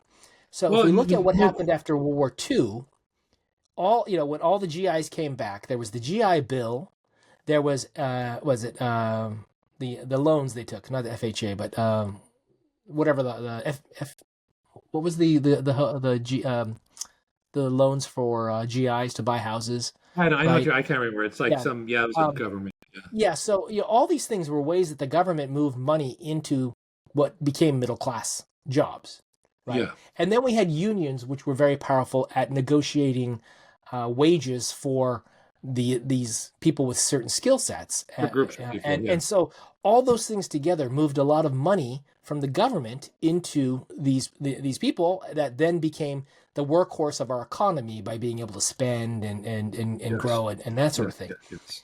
But I'm not a big fan of unions, but they served a purpose, and now they've kind of died off. There are not really many of them left.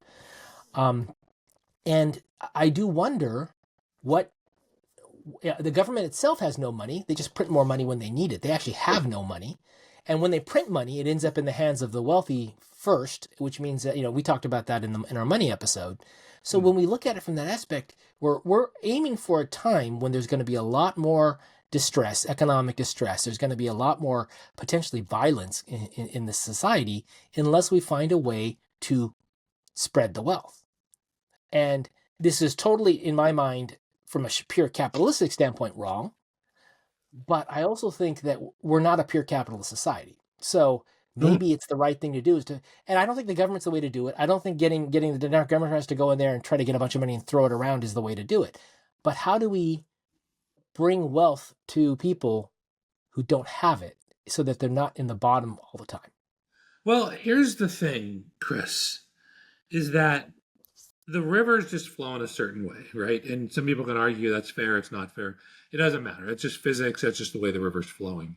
It depends as an individual what you do.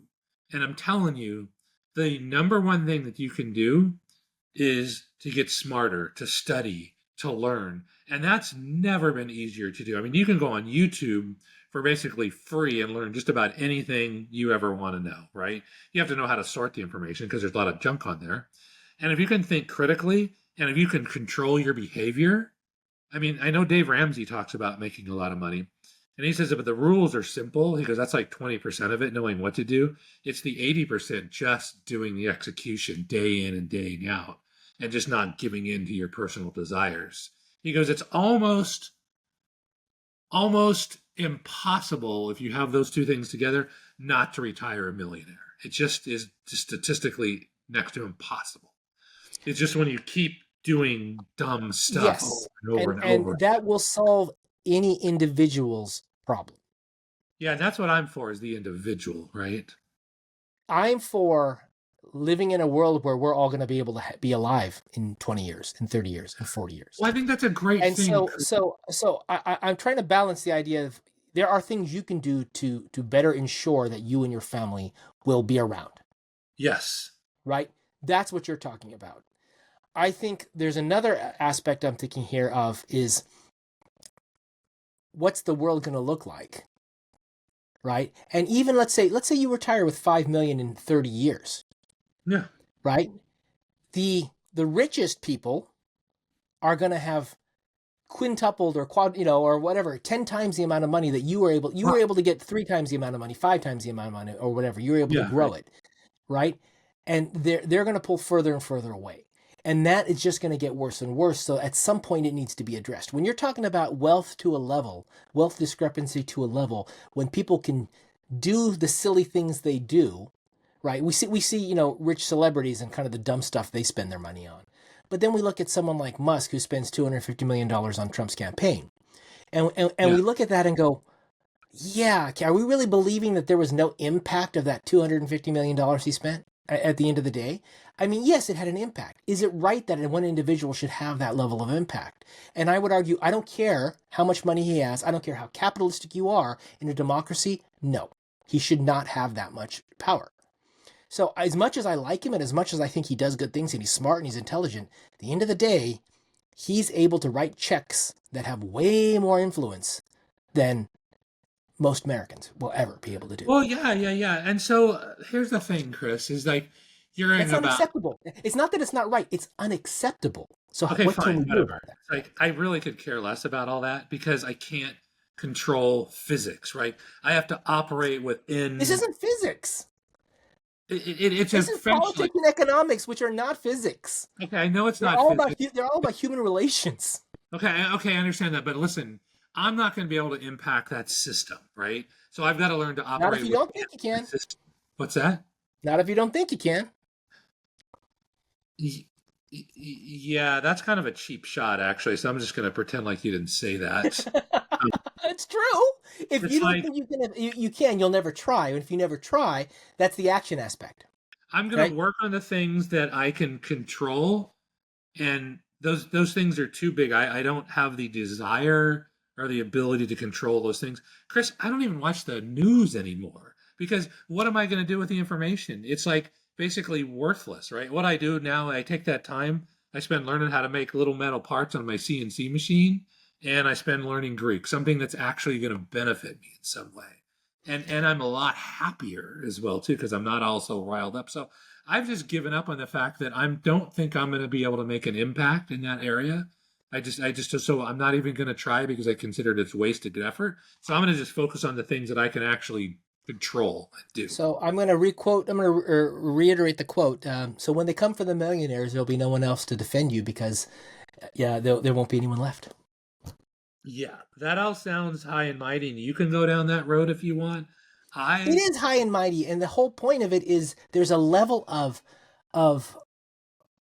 thought and value that you need to add to society, right? So this is about what you believe is right for society and taking action for that. I'm not saying I'm doing the things that need to happen to make a change, because honestly, to a great extent, I'm in your camp of like, well, what really effectively am I going to change, right? Yeah, right. If I build enough of a voice to talk about this, that's great. Have you seen this guy in England? I think I mentioned him. Gary Stevenson, I think is his name. Hmm. He was the guy who was a trader and he made a bunch of money. And now he talks about just, because in many ways, Europe or UK is much worse off than we are when it comes to salaries and how people are living their lives. And he talks about how it's unfair. Okay, so a lot of stuff he oversimplifies in many ways, and I don't like everything he says, but he oversimplifies in a way where it's really like, if no one does anything about this, it's just going to get worse. Is kind of what he says. Yeah, right. Yeah. And worse means eventually riots. It means eventually violence. It means eventually, the haves and the have-nots, and the have-nots will have guns. Yeah. The haves will have armies with guns, but armies run out. Yeah. So, and this sounds really good. I guess I'm just trying to be more practical. The older I get, I'm like, what can I do to improve my situation? Because now I actually have real ability to help others.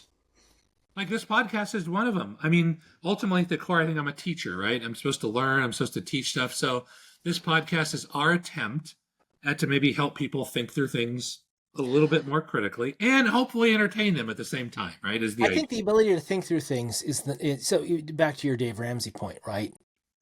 People spend money because they have feelings and emotions. Yeah. And those are important. Yeah, but you don't have to have an emotion about everything. See, every meal you eat does not have to fire off every single taste bud in your mouth. I mean, I would like it Having to. sweet tooth does not mean you have to have dessert with every meal. Right. So there's a point here where your feelings, the feeling of bliss you get when you eat things you like, that is not something that you have to have all the time. And logically, it will probably make sense to you that you don't need it. And if that's the case, you should be making a conscious decision to limit these things that probably have a negative impact on you. Yeah, I think that's absolutely right. That's what I do actually. And in fact, it's bad for you because if you eat too much sugar for too much time, it's going to mess up your body. At the very least, you're going to get fat, right? At the very least. This is what needs to happen, everywhere, right? We all need to go on a digital diet. We need to be on social media less. We all need to go on a financial diet. We need to spend less money on things. We all need, there's all kinds of things we need to do. And the government needs to go on all kinds of different diets, a financial diet, a legal diet. They got to get rid of some of the laws and regulations. I mean, basically everything has gotten big and bloated, and it's not just the waistline of the American that's gotten big. It's every aspect of our society has gotten bloated, and it needs to lose weight. Yeah, we need to go on a little bit of diet, trim the tree, right? Whatever, cut the branches off so it can grow strong. Yeah. So in my mind, I'm going to start with myself, and because that's going to have the most impact to me personally. And even that, Chris, that's like super hard, let alone trying to get somebody else to like not eat so much sugar. I mean, I'm struggling with myself, let alone other people. So, my blood sugar is down and I don't know what's different. Well, because you're taking drugs, man. That's what the difference is. Yeah, even when I forget to take the drugs, it doesn't seem to be having an impact on my numbers. Well, you have to totally stop it for a period. You have to look at half-life and how long it takes to take an effect to see how much impact it actually does have, And this is blood sugar is complicated. I've been really looking into the fact of how much stress you have. Stress matters a lot. I mean, that significantly can impact my blood sugar levels. Significantly. More than I ever would have thought. So I'm like, oh, that's a really important component to consider, right? Yeah, I guess. The thing that's confusing me though is like the numbers I'm getting off this CGM is just the continuous glucose monitor. I actually had to go down into the too low. My blood sugar was too low. I got warnings twice last night. It woke me Oh, up in the well, middle of the night. how low is too low? Like 54. It's probably not okay if you're sleeping, I mean, that's probably not bad. I don't believe it. I don't believe the numbers are right. Well, that's possible. Then you have to have a reference standard that you can compare those against. I used the finger prick test the other day, and I have several different machines collected over the years. One of them was 10 points lower. One of them was 10 points higher than the actual Okay. phone All app. right. So Okay. it's not totally out of realm, but still, I'm like, I don't believe what I'm seeing on some of this stuff. That's so interesting. So then this brings up another part, and this is more of an engineering question, Oh, that's is a good argument. Yeah, yeah. how much confidence do you have in your measurement ability? Yes. Right? How accurate is it and how reproducible is Well, it? so let's I think take it even a higher level, right? So this piece of technology engineered by a bunch of smart people with millions and billions of dollars invested in it, and these apps that are reading information off of electronic devices are telling me something, and I Yes. don't agree. That sounds Okay. if you were just to tell someone that, oh yeah, Chris, he's got all these devices and they're telling him stuff, and he doesn't agree with it. Someone would think that I'm being irrational. And you probably are a little bit, actually. Let me rephrase that. Hang on. Sorry. Cancel. It's like you don't, hang on. In order to measure something effectively or to provide value in it, you need to understand the limitations of your tool. And it's possible that your tool is not 100% accurate, but it's more than good enough to help solve your problem. But so I think what I'm trying to get at is the millions of dollars or billions of dollars of research, the experts, the companies that have put money in this, that are making money off of this entire structure seems to say, hey, this thing works and gives you good information. It's the same idea as our belief for years that the mainstream media was a respectable source of information because they built this entire uh, juggernaut of stuff that kind of moved us forward. And if you disagreed with mainstream media, you were the crank, the Okay, person who. comparing those two things, that's that No, yeah, no, no. that's a straw man. That's a bad And argument. what I'm getting at is there's a huge machine behind it that people trust. They don't question it, they trust. You brought up a reason why I can question it, but I think the default thinking is, how can this machine that's got money and time and power and respect and experts that agree with it be wrong? And Well, me being the non-expert on this, how can I disagree and actually expect to be considered logical? well, here's the thing, right? So much of it is you have to understand everything about the tool and what does it actually measure. And so a CGM does not technically use blood to measure blood sugar. It uses serum levels in your body. Where you position it, if you're applying pressure to it, all that can affect Okay, so Scott, you're accuracy. getting into the research. I'm just getting into the problem. The problem is I don't believe the information. So how do we get through that? Okay, so if you don't believe it, then what you need to do, this is typically what you need to So do then. my premise is it's wrong. The data I'm getting from this device is wrong. Okay, so we're not talking about CGMs, we're talking about just a general approach, Yeah, right? we can go back to the CGM for you to specifically dismantle like you're doing, but I want to start with the premise of I've got this thing that everyone believes is probably relatively accurate, and I disagree with it. Okay, so And you believe the data you're not getting is not accurate. yes, Okay, good. So let me start there. Let me start asking some questions. How far off do you believe it is? um, I believe that it's always going to be a little bit off because I do know that there are some imperfection, or it's not a perfect Define a technology. little bit. What does that mean? Plus or minus Ten 1%, percent maybe, up to 10%, 10%. probably closer to 5, but up to 10%. But Okay, I also believe that sometimes it's reading numbers that are potentially 100% off. so to potentially 100%. And then what do you compare that? So what other measurement have you done to come to that conclusion? So this would then be more anecdotal information about how my body reacts to situations, what Hmm. I've seen historically in the past from using these devices in the past. I've been wearing a CGM off and on for over a year. Yeah. This type of activity seems to occur with certain brands more than others. It Okay. tends to occur at night, and it tends to occur when I'm sleeping on the side where the device is. Yeah, because you're putting pressure. Yeah, that's a known problem to measure from the device. So that's a known issue because you're putting pressure. Okay, but let's say I don't know that yet. I'm just giving you conditions that could feed into this, right? Okay. Okay. So now you've got some conditions, and now you've got an understanding of I don't believe the data. So now, Yeah. am I right or am I wrong to question the data? So how would you go about Well, you with can the information I question the just gave you? data. I think that's fine. But what are you comparing against to? What you just feel that your blood sugar is higher? I mean, you can't feel blood I sugar. feel that the historical life experience that I have shows that I'm not having those big swings in blood sugar that it seems to be measuring. Compared to what, though? Compared to what measurement other tool? Well, so there's an assumption here that when you have low blood sugar, your body you react in a particular way. Your body reacts in a particular way. Yeah, yeah, but you're freaking sleeping. It's okay to have low blood. You don't demand a bunch of sugar at that point, you know? I think so. What I'm getting at here is I don't think that the numbers that I'm seeing they seem like outliers. They don't seem like an actual valid number that Okay. I'm getting. Okay, so that's fair enough. So let's say that's just your assumption, right? And so Yeah, you it's an got to assumption. design an experiment to prove that. So then you need to get Okay, before you go into an experiment, because that's actually a more complex relationship, how can I just get to a decision whether I'm right or wrong without actually getting to an experiment? I What's the think level of detail? you can. What's the level of detail I would need to go to?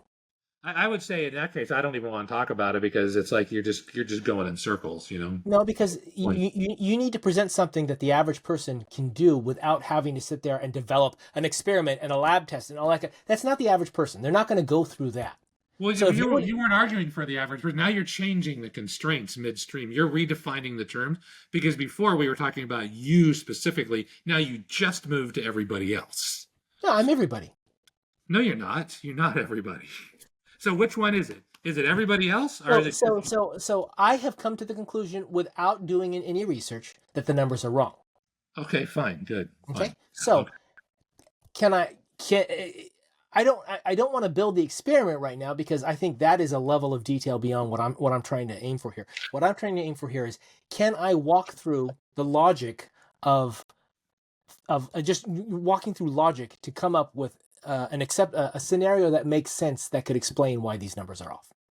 And I think That's you've given me a lot of that, right? You've talked about how the technology works. You've talked about the fact that by sleeping on your arm, that actually changes the reading. All those types of things, things that you could easily discover if you were to go online and just look up problems with readings, or I got a 20-minute low video. number, Yeah, right? right. So the idea being instead of just saying, because what happens if someone says, oh, this tells me this, I can either react with, oh my god, I'm dying, or this is a useless piece of crap, I'm never going to use it again. And neither of those is the right answer. So how Another. can I logically get to a point where it explains this discrepancy in a way that still gives me some level of trust in the machine?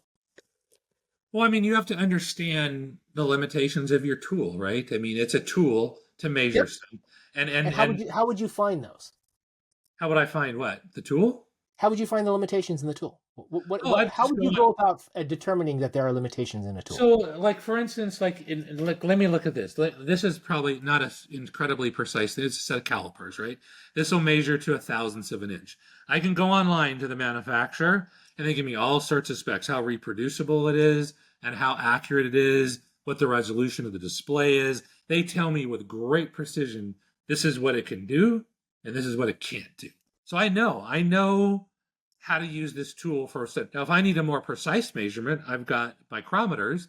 They're about 10 times more precise than this if I really care down to sub 1,000th of an inch. So I understand how these tools work, and I've done some research, and so I don't really have any questions anymore, Okay, so right? you just said it. I've done some research.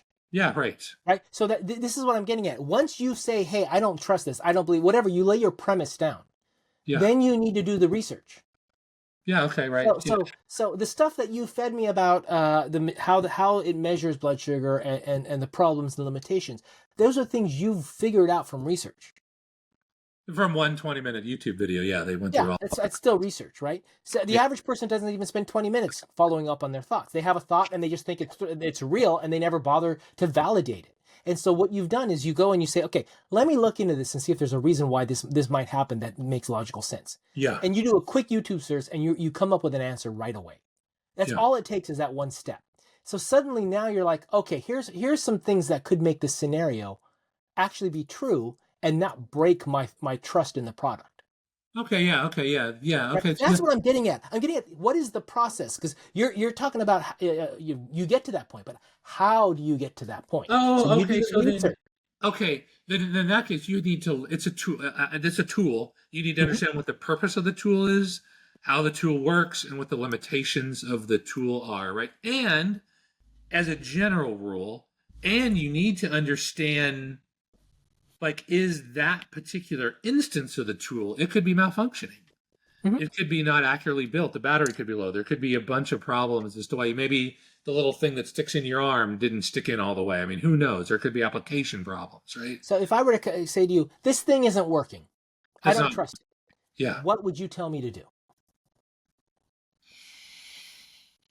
Hang on, let me think through this. I'd say, what data is it giving you that you don't trust? I want to know what do you. It gave me these numbers that make no sense because I've never had that happen in the past.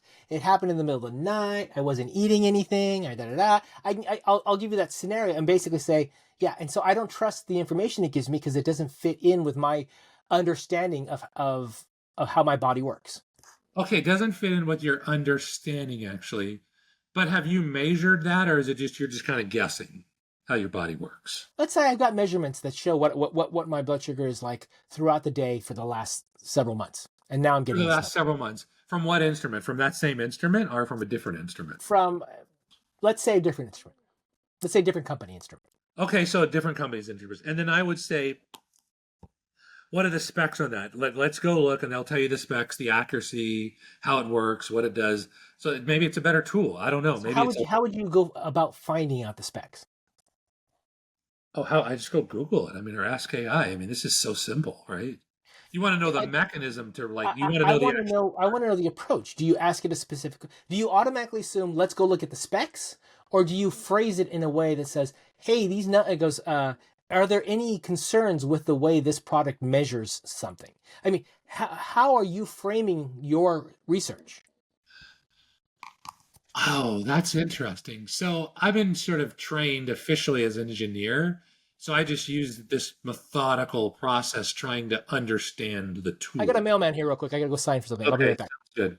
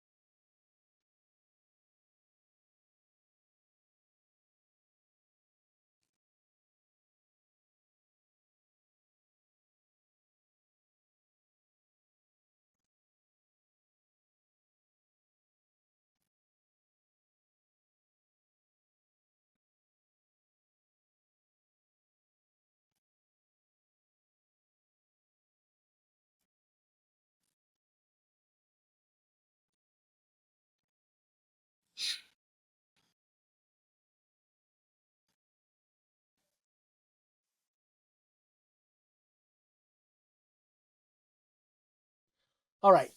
So did you figure it out? I don't know. I mean, I asked a different question. So I'd pull up Google and I'd be like, probably the first thing I'd type in, how does a CGM work? Right? Like, Okay, what are makes common problems with a CGM? How accurate is a CGM? Right? I'd start to go, does placement matter? Right? Because they tell you in the back, they kind of tell you where to place it. So I'm assuming there's a reason for that. Why do they tell you? I'd try to understand some of the reasoning as to why. So I would Hmm. just try to basically, in a nutshell, Chris, what I'd try to do is I'd try to understand what's the nature of this thing. What are its pros and what are its cons? Just like we did with a skunk. I'd be like, I want to learn about skunks. Like, how does a skunk see the world? What does the skunk think, right? And why does the nature of how it works, or how do you get to wanting to understand the nature of how it works from it doesn't work?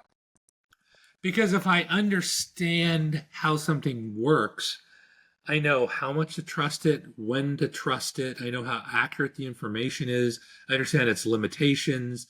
There's so much stuff. I can utilize that tool much more effectively now with a lot more confidence because I understand how the tool works and what it's supposed to do and what it's not supposed to do. So I think this is actually a fundamental challenge for a lot of people.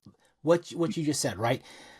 You and I believe there's a value in understanding how something works. We can derive a lot of information from understanding how something works. Oh, yeah, right. We can logically figure out where potential issues are. We could talk about how we could alter processes to make things work differently. That's the way our mind works. But a Yeah. lot of people, if you ask them how something works, they have no idea. They've never thought about it. They don't want to know about it. So quite often their understanding of how it works is they were told it works. They were told it works this way. They were Yes. told something, right? And so getting the logical leap from this is the feeling, the belief, the whatever I've just had today because of something, and going a level deep is really a question about how, and really wanting to know how. And I don't think everyone defaults to how. They just Well, they go to why or what. They don't go to how. And I think an engineer, a science person, goes to how pretty quickly. Well, and I think that's important to go to how. It can also depend on what problem you're trying to solve. That's why, like my wife, Shelley, she literally thinks through things differently than I do. Like if she gets on a plane, she doesn't care how the plane flies. She doesn't understand. She's like, listen, this is all I need to know. I put my credit card in, I set my ass in a seat, you bring me peanuts, and I get to New York or wherever I'm going a few hours later because I need to go to New York. I don't care how I get there.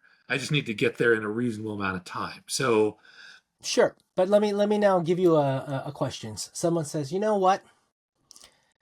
If I pay more money, I can do things faster. yeah. I can. How come if I pay more money in an airplane, I don't get there faster? Well, it depends. I'm paying more money. Why can't? Why don't I get better service and get faster service? Well, you can. You go to first class, right? There's a Oh, that whole doesn't make it any faster. That makes it better in some ways. But I think the well, problem is if you start with a faster, premise, yeah, faster the airplane moves, or how faster you get your food. I'm talking about getting there faster. The arriving at your destination. No, you go to well, you're slightly ahead of the other passengers, but just slightly, just a few feet, right? So, You will get there first, but right? you understand what I'm getting is there. If you don't understand how an airplane works, at least from the idea that we all get on the plane, the only distinguishing thing between first class and everyone else is they get better service. They don't get there faster. Okay, but she knows that, right? I mean, there's no question in her mind about that. Mhm. And she doesn't She even knows bring that it up, because right? that is a pretty normal thing to know in society. When we start to get the things that a lot of people don't know about, right? Yeah, They don't ask they may ask a why, they don't ask the how. So, yeah, right. if, for example, I was in that situation, why does someone in first class not get there faster than someone in coach, right? Okay, yeah. And it's like, well, you can ask why all you want until you ask how about some aspect of it. You're not going to begin to understand it. How is when you Well, begin to understand. well, I mean, the how and the why will lead you to the same point. It just depends on where you start, you know? The why doesn't have to leave you there. The why may be the end product, right? If I tell you why something's the way it is, that might be enough. Why? Because God made it that way. Okay, we're done. Conversation over. And that may Why? be good enough. Why? Because Trump is always right. Yeah. Why? Because the woke is crazy. I don't know. The point being, if you give me a why and I don't go to a how, then we've shut down your thought process, which means that you really don't understand how the world works. Well, yeah, no, that's exactly right. But here's the question, though, that I'm going to ask you back. Hmm? Those are not the actual why. Why is woke? Oh, because those are just crazy people. That's not the right answer. That's a cheap answer. That's a bad answer. You're like, well, I don't Sure, understand. I need a sure. better answer as to why, right? Why do people behave like that? So I think though, if you give, you can stop at why. Yeah, but at some point you probably, if you're curious, you go to how at some point. But why is the So most you important. just brought up another thing, a key thing, curious. To Yeah, me, right. curiosity, the quest to understand, to know, to learn, is what distinguishes someone who has really good critical thinking abilities. Because I'm limited in my critical thinking with, I would say, my knowledge, Hmm. right?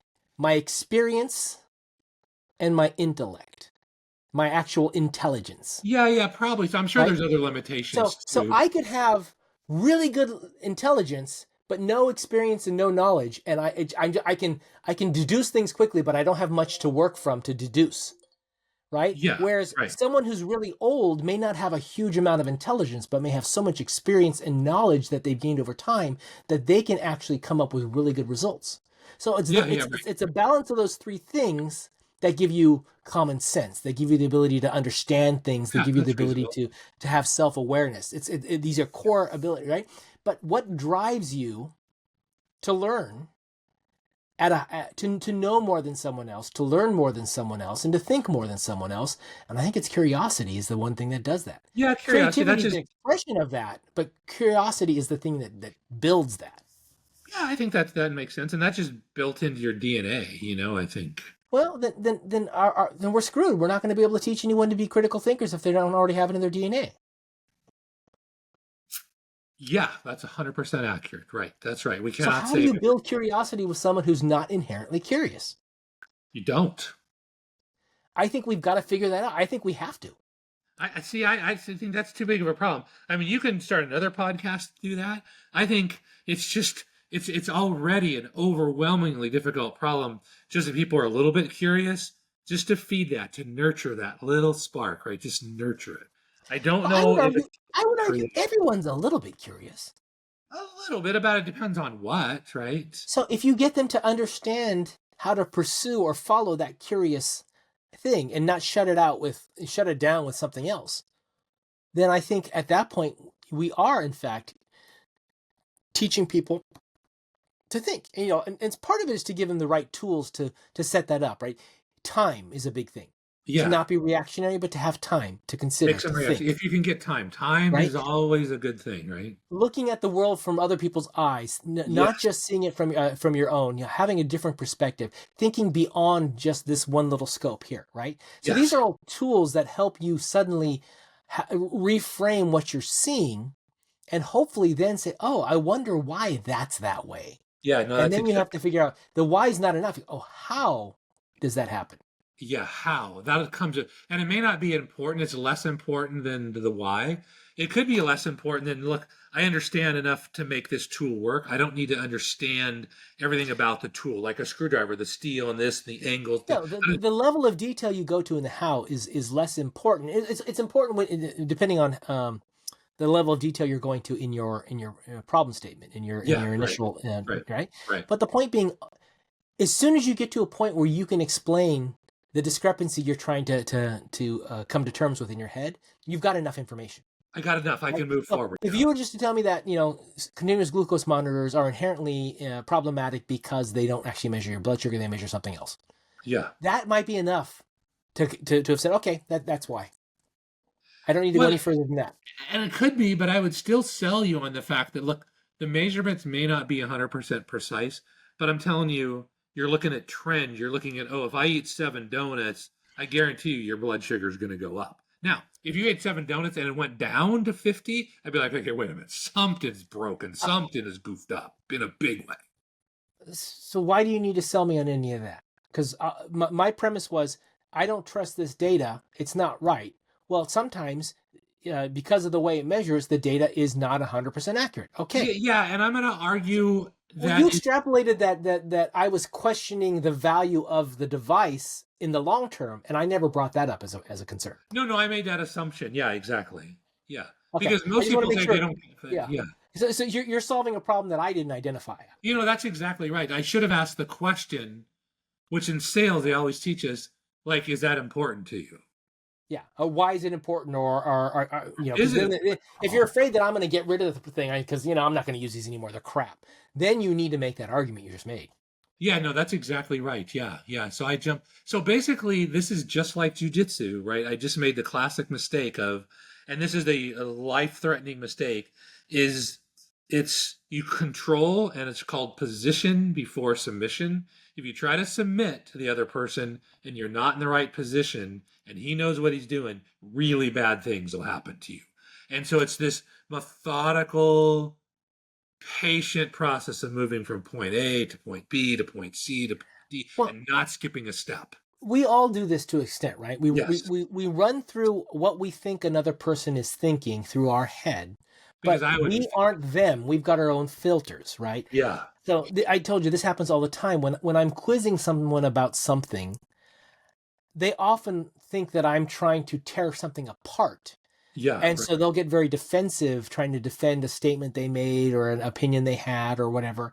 And I'm like, no, I'm not trying to tear apart your opinion. I am trying to break it down so I understand it. So yeah, right, I'm asking you for specific information that I would use to come to the same conclusion you did. yeah. And I'm not questioning whether it's right or wrong, because in your mind, if it's something you used as data, it's right in your mind. So I may disagree with the decision you made, but if I can logically come up with it, then I think we're aligned. It means our thought processes are similar.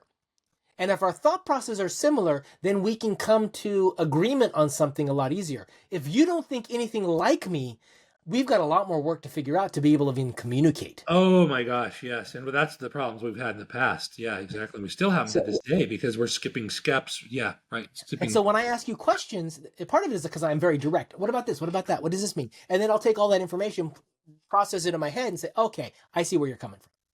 But what ends up happening is we're so attuned to the idea of getting attacked in our opinions and arguments that people get defensive suddenly. And now I'm up against someone who's defensive, trying to actually come into alignment with their thinking.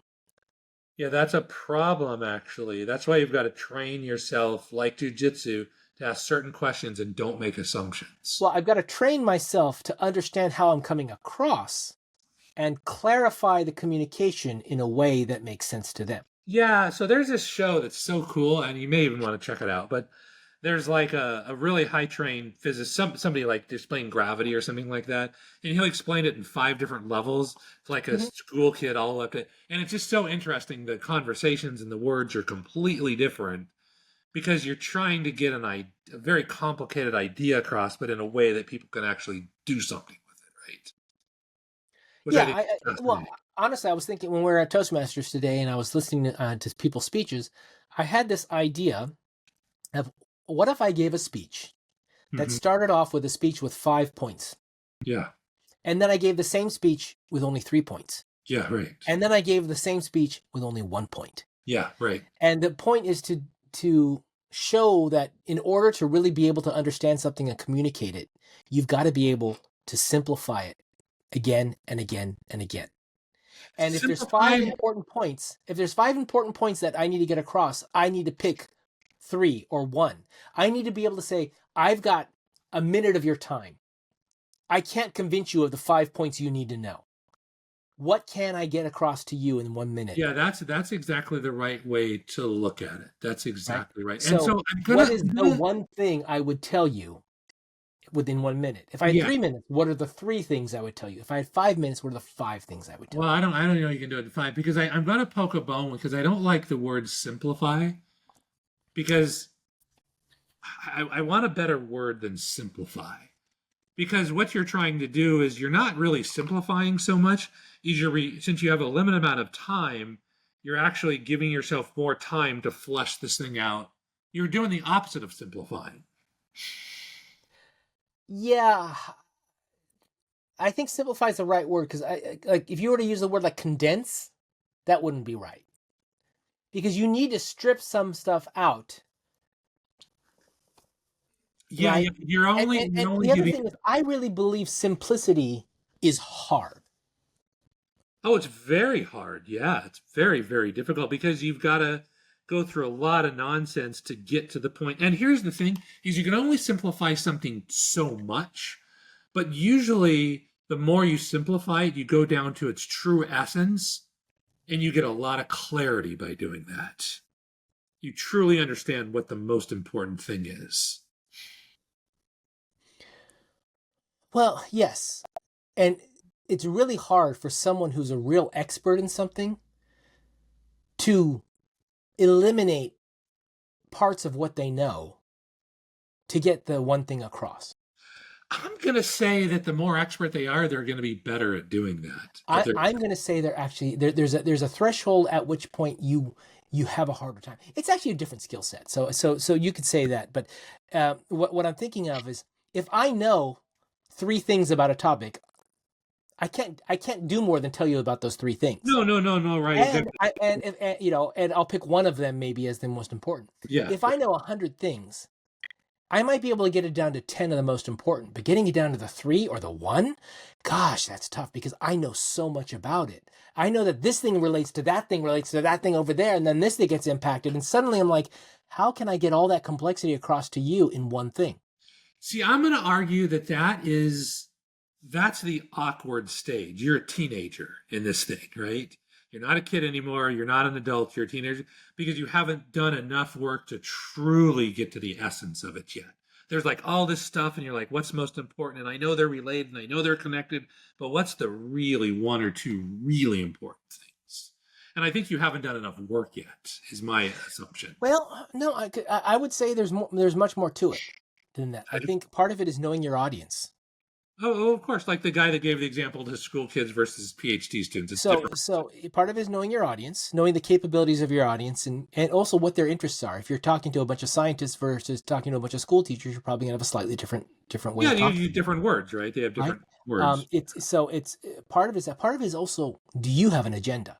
What is my goal in getting this information across? Is it strictly informational, or do I want you to take something specific away from what I'm Oh, saying? I always have an agenda. Yes, Right? always. So if I want to affect how you think about something, then the information I present is going to be critical, and how I present it is going to be critical. Yes, Right? yes. I have a tendency to want to give everyone the facts and let them come up with their own conclusions because that's how I think.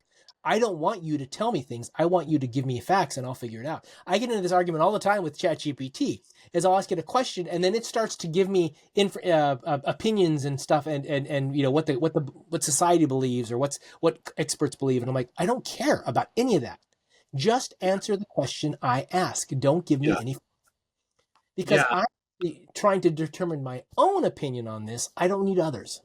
Well, and that's an unlikely skill. Most people they have an agenda, and if you can read into the agenda and then answer the question they're really asking, that's a different level of persuasion.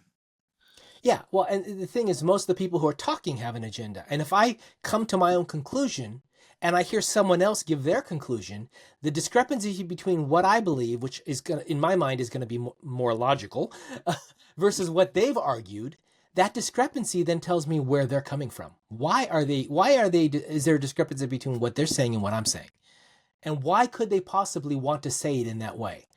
Right? If these are the facts as I understand them, and they're portraying them that way, they're trying to make me think a certain way. Why do they want me to think a certain way? What's their goal in doing that?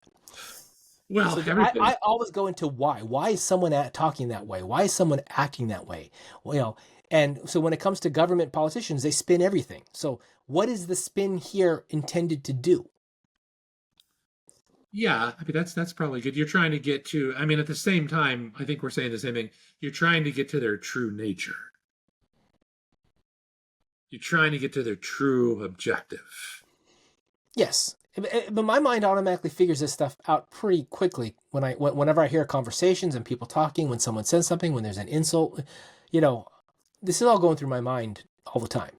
I mean, and maybe, and you could be coming up with wrong answers a lot of it. I don't know how accurate because because the only way to know for sure if you get the right answer, you got to have an answer key, right? You've got to have some other outside data to compare against. Oh, okay, yeah, I got that one pretty right, or no, I was way off base on this. Yeah, but your answers could be run against the system as a whole.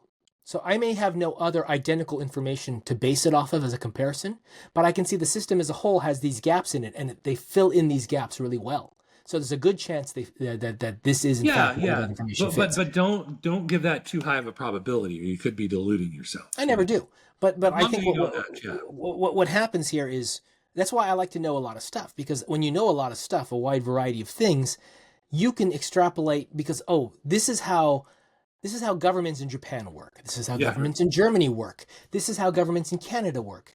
And there's a similarity between all three. There's a good chance that that's how all governments work. Oh, I think that's fair enough. Not because the government works that way, because the individual people are very similar.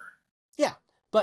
And if I wanted to find out why, then I'd start asking about that question. But if I just want to say, someone tells me that the US government is doing blank, and I'm going to go, that makes absolutely no sense. No other government I know in the world does it that way. Yeah, right. Well, Why would we be why would we be the only one doing it that way? And then you look into it and it turns out, no, that was someone misrepresenting it, or they had it wrong, or whatever.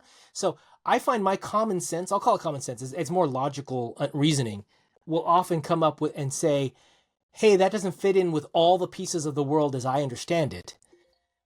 I think there's a nuance there that's missing. If you just tweak it here, then that makes sense. And I can often figure out where something's wrong that's being told to me that I know nothing about, because I know other stuff No, that I right. can align Exactly. to. Yeah, yeah. It's like, we call it like in engineering. It's like, what is it? TLAR. That looks about right. You just kind of have a feel after a while. Like if you're designing airplanes and you've designed it your whole life. But I wouldn't even call it a feel. There's logic going on in the background. You're tying it to other things you know, and you're finding similarities or patterns, or you're making connections. Yeah, but you don't know that. You haven't scientifically proven them.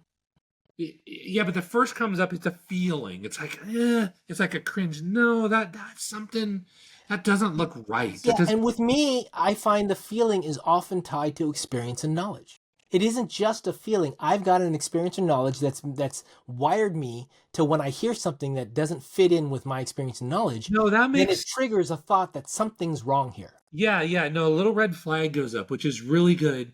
But a lot of times you may not know why immediately. Like why? It's like, why am I feeling this way? There's something off. It's like I need to dig in. That's how I get it. Something is just not right here.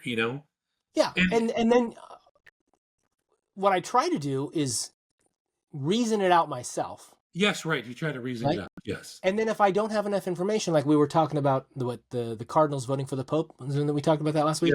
Yeah. Yeah. So I start to think, all right, what is it that bothers me about this information that doesn't fit? And I'd say, well, because they're making it sound like it's a big deal and it's an important thing. And I'm like, well, maybe it isn't. And that's when I did the research and found out, yeah, it's no big deal. It's just the way every pope is. Most of the cardinals are put in place by the current pope, and that's just the way it is. I guess the part for me is like, why does that bug you? I mean, for me, it's like, yeah, whatever. I mean, who cares, right? What triggered me there was they gave me a fact without telling me why they gave me the fact. I couldn't figure out why they gave me the fact, and the only thing I could figure out is they were trying to make it more contentious than it really was. They were trying to make it sound nefarious, and by doing that, I'm like, well, now you're implying to me that there's something negative about this. Yes. What is it that's negative? And you're not telling me what the negative aspect is. And if you're not going to tell me, then I've got to go figure that out. And when I go figure it out, it's like, there's nothing there. The reason you couldn't give me anything is because there's nothing there. Dude, that's the essence of marketing and persuasion. I mean, I've been trained in this for like 15 years. Which is why, in most cases, marketing and persuasion has a much higher bar for me to convince me than the average person. Oh, it should. You definitely know, because most of it's bullshit. Like 99% of it is, And so what I'll look at, I look at a commercial and go, how am I supposed to feel after this? Because I'm not feeling what they're expecting me to feel. Yeah. And so I'll actually go through and say, how am I supposed to feel? And then the few times where they do connect, and it usually has to do with being a dad, having a daughter, something bad happening in a family. If it connects, then I'm like, okay, why is this particular thing connecting? Like there was one about a dad who goes to this is a Japanese commercial. He goes to his daughter's wedding, and they've been estranged for years, and he sits down and he plays, I forgot, some classical piece of music, right? And then she starts crying, and she has flashback memories, and it's a piano, it's a music school commercial. Yeah. Like, okay, but they're connecting because, the relationship between the dad and the daughter was stretched, and he went and made this effort to learn to play the piano for her wedding. And I mean, it connected on the emotional level all over the place. But it had that impact on me, but I'm also examining it in the back of my head at the same time. Yeah, so the best commercials are if I can get to you emotionally and give you all the data where you're like, yeah, I can see how those two dots connect. That makes sense to me, actually. Well, That I think makes that's the one thing, and this is where self-awareness comes into play. Is you need to understand what's happening to yourself, to the things around you, and then map it to something logical that explains it. if you Right. can. I mean, that's the way we think. And the logic doesn't have to be real logic. It has to be logic that it might make sense that a marketing person might have or a business person might have. It could be like, well, that banker probably thinks this, so it's logical to them. That's why it's this way. Yeah, You yeah, might yeah, stop yeah. there and say that's all there is to it. It doesn't mean Yeah. it's right or wrong. It just means in someone's mind it made sense. Yeah, yeah. And so for me, if I was going to emotionally persuade you, since you've got this engineering mindset, I'm like, Chris, I know you're struggling with this thing. Do you have a CGM and do you have an aura ring? Because I'm telling you, dude, if you don't have those two things, you're just pissing in the wind. You don't know what's going on. You can start to get real data. Now, I understand it may not be perfect data. It's not like hooking you up in the EKG, but it's amazing the information. You can start to see patterns and trends to solve this problem. I mean, that's the way I would sell you. And you'd probably be like, yeah, I guess more data. That does make sense, you know? And I'd Yeah, pre-sell up front. for me, data and logic are the things that sell me, right? Learning and understanding more things, right? So if you want to Yes. sell me something, you gotta show me that you're teaching me something that I don't know. Yeah, and at the same time, I'm going to temper it because then you'll trust me more. And I'm like, listen, dude, you got to understand the data's not perfect, but it's good enough to solve your problem. Because later come back, you're like, oh, it's not perfect, it's not 100% accurate. It's like, then you'd be like, screw it. Yeah, I don't need it. So Well, I've then you've got got to to convince sell me it. that the accuracy is worth the dollar amount. The lack of It's, accuracy right. is still worth the dollar It's amount. still good enough. Because I've got something in the back of my head that says I will only pay X amount for poor data, Yeah. right? So, Right. um, Right. so I've got a hard stop at 3:30. So you said you had a hard stop here too, Yeah, I had a right? hard stop like 20 minutes ago, actually. So, Oh, yeah. it wasn't a very hard stop then. Yeah, it's the medium stuff. So let's wrap it up. Any Any last comments before we finish up here?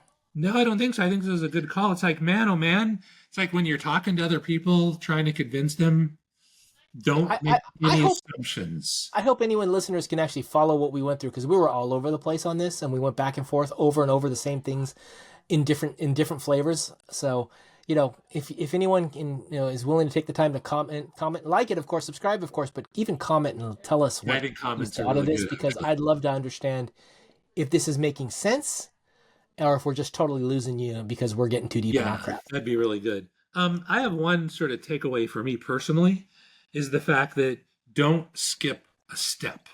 And that doesn't mean you can't go through it really quickly, but just don't skip it, right? So those 5 steps we talked about, you mean? I don't know if the 5 steps are there. I may have to come up with, I'm not sure. I'd have to kind of think So through. again, let me reiterate what I was saying. Yeah. The 5 steps are: first, you define a problem, and you may need to take a little time to go into it. Like it was like when I said I wanted to get rid of the skunk, I actually just wanted to keep him out of. It was a little more nuance than that, Yeah. right? And then you need to do some research and find out information, and from different viewpoints, from different dimensions of the problem, which includes the different stakeholders, which includes the needs of the different stakeholders and the like. Then to analyze that and to put it through whatever criteria you got: money, time, effort, whatever the criteria is.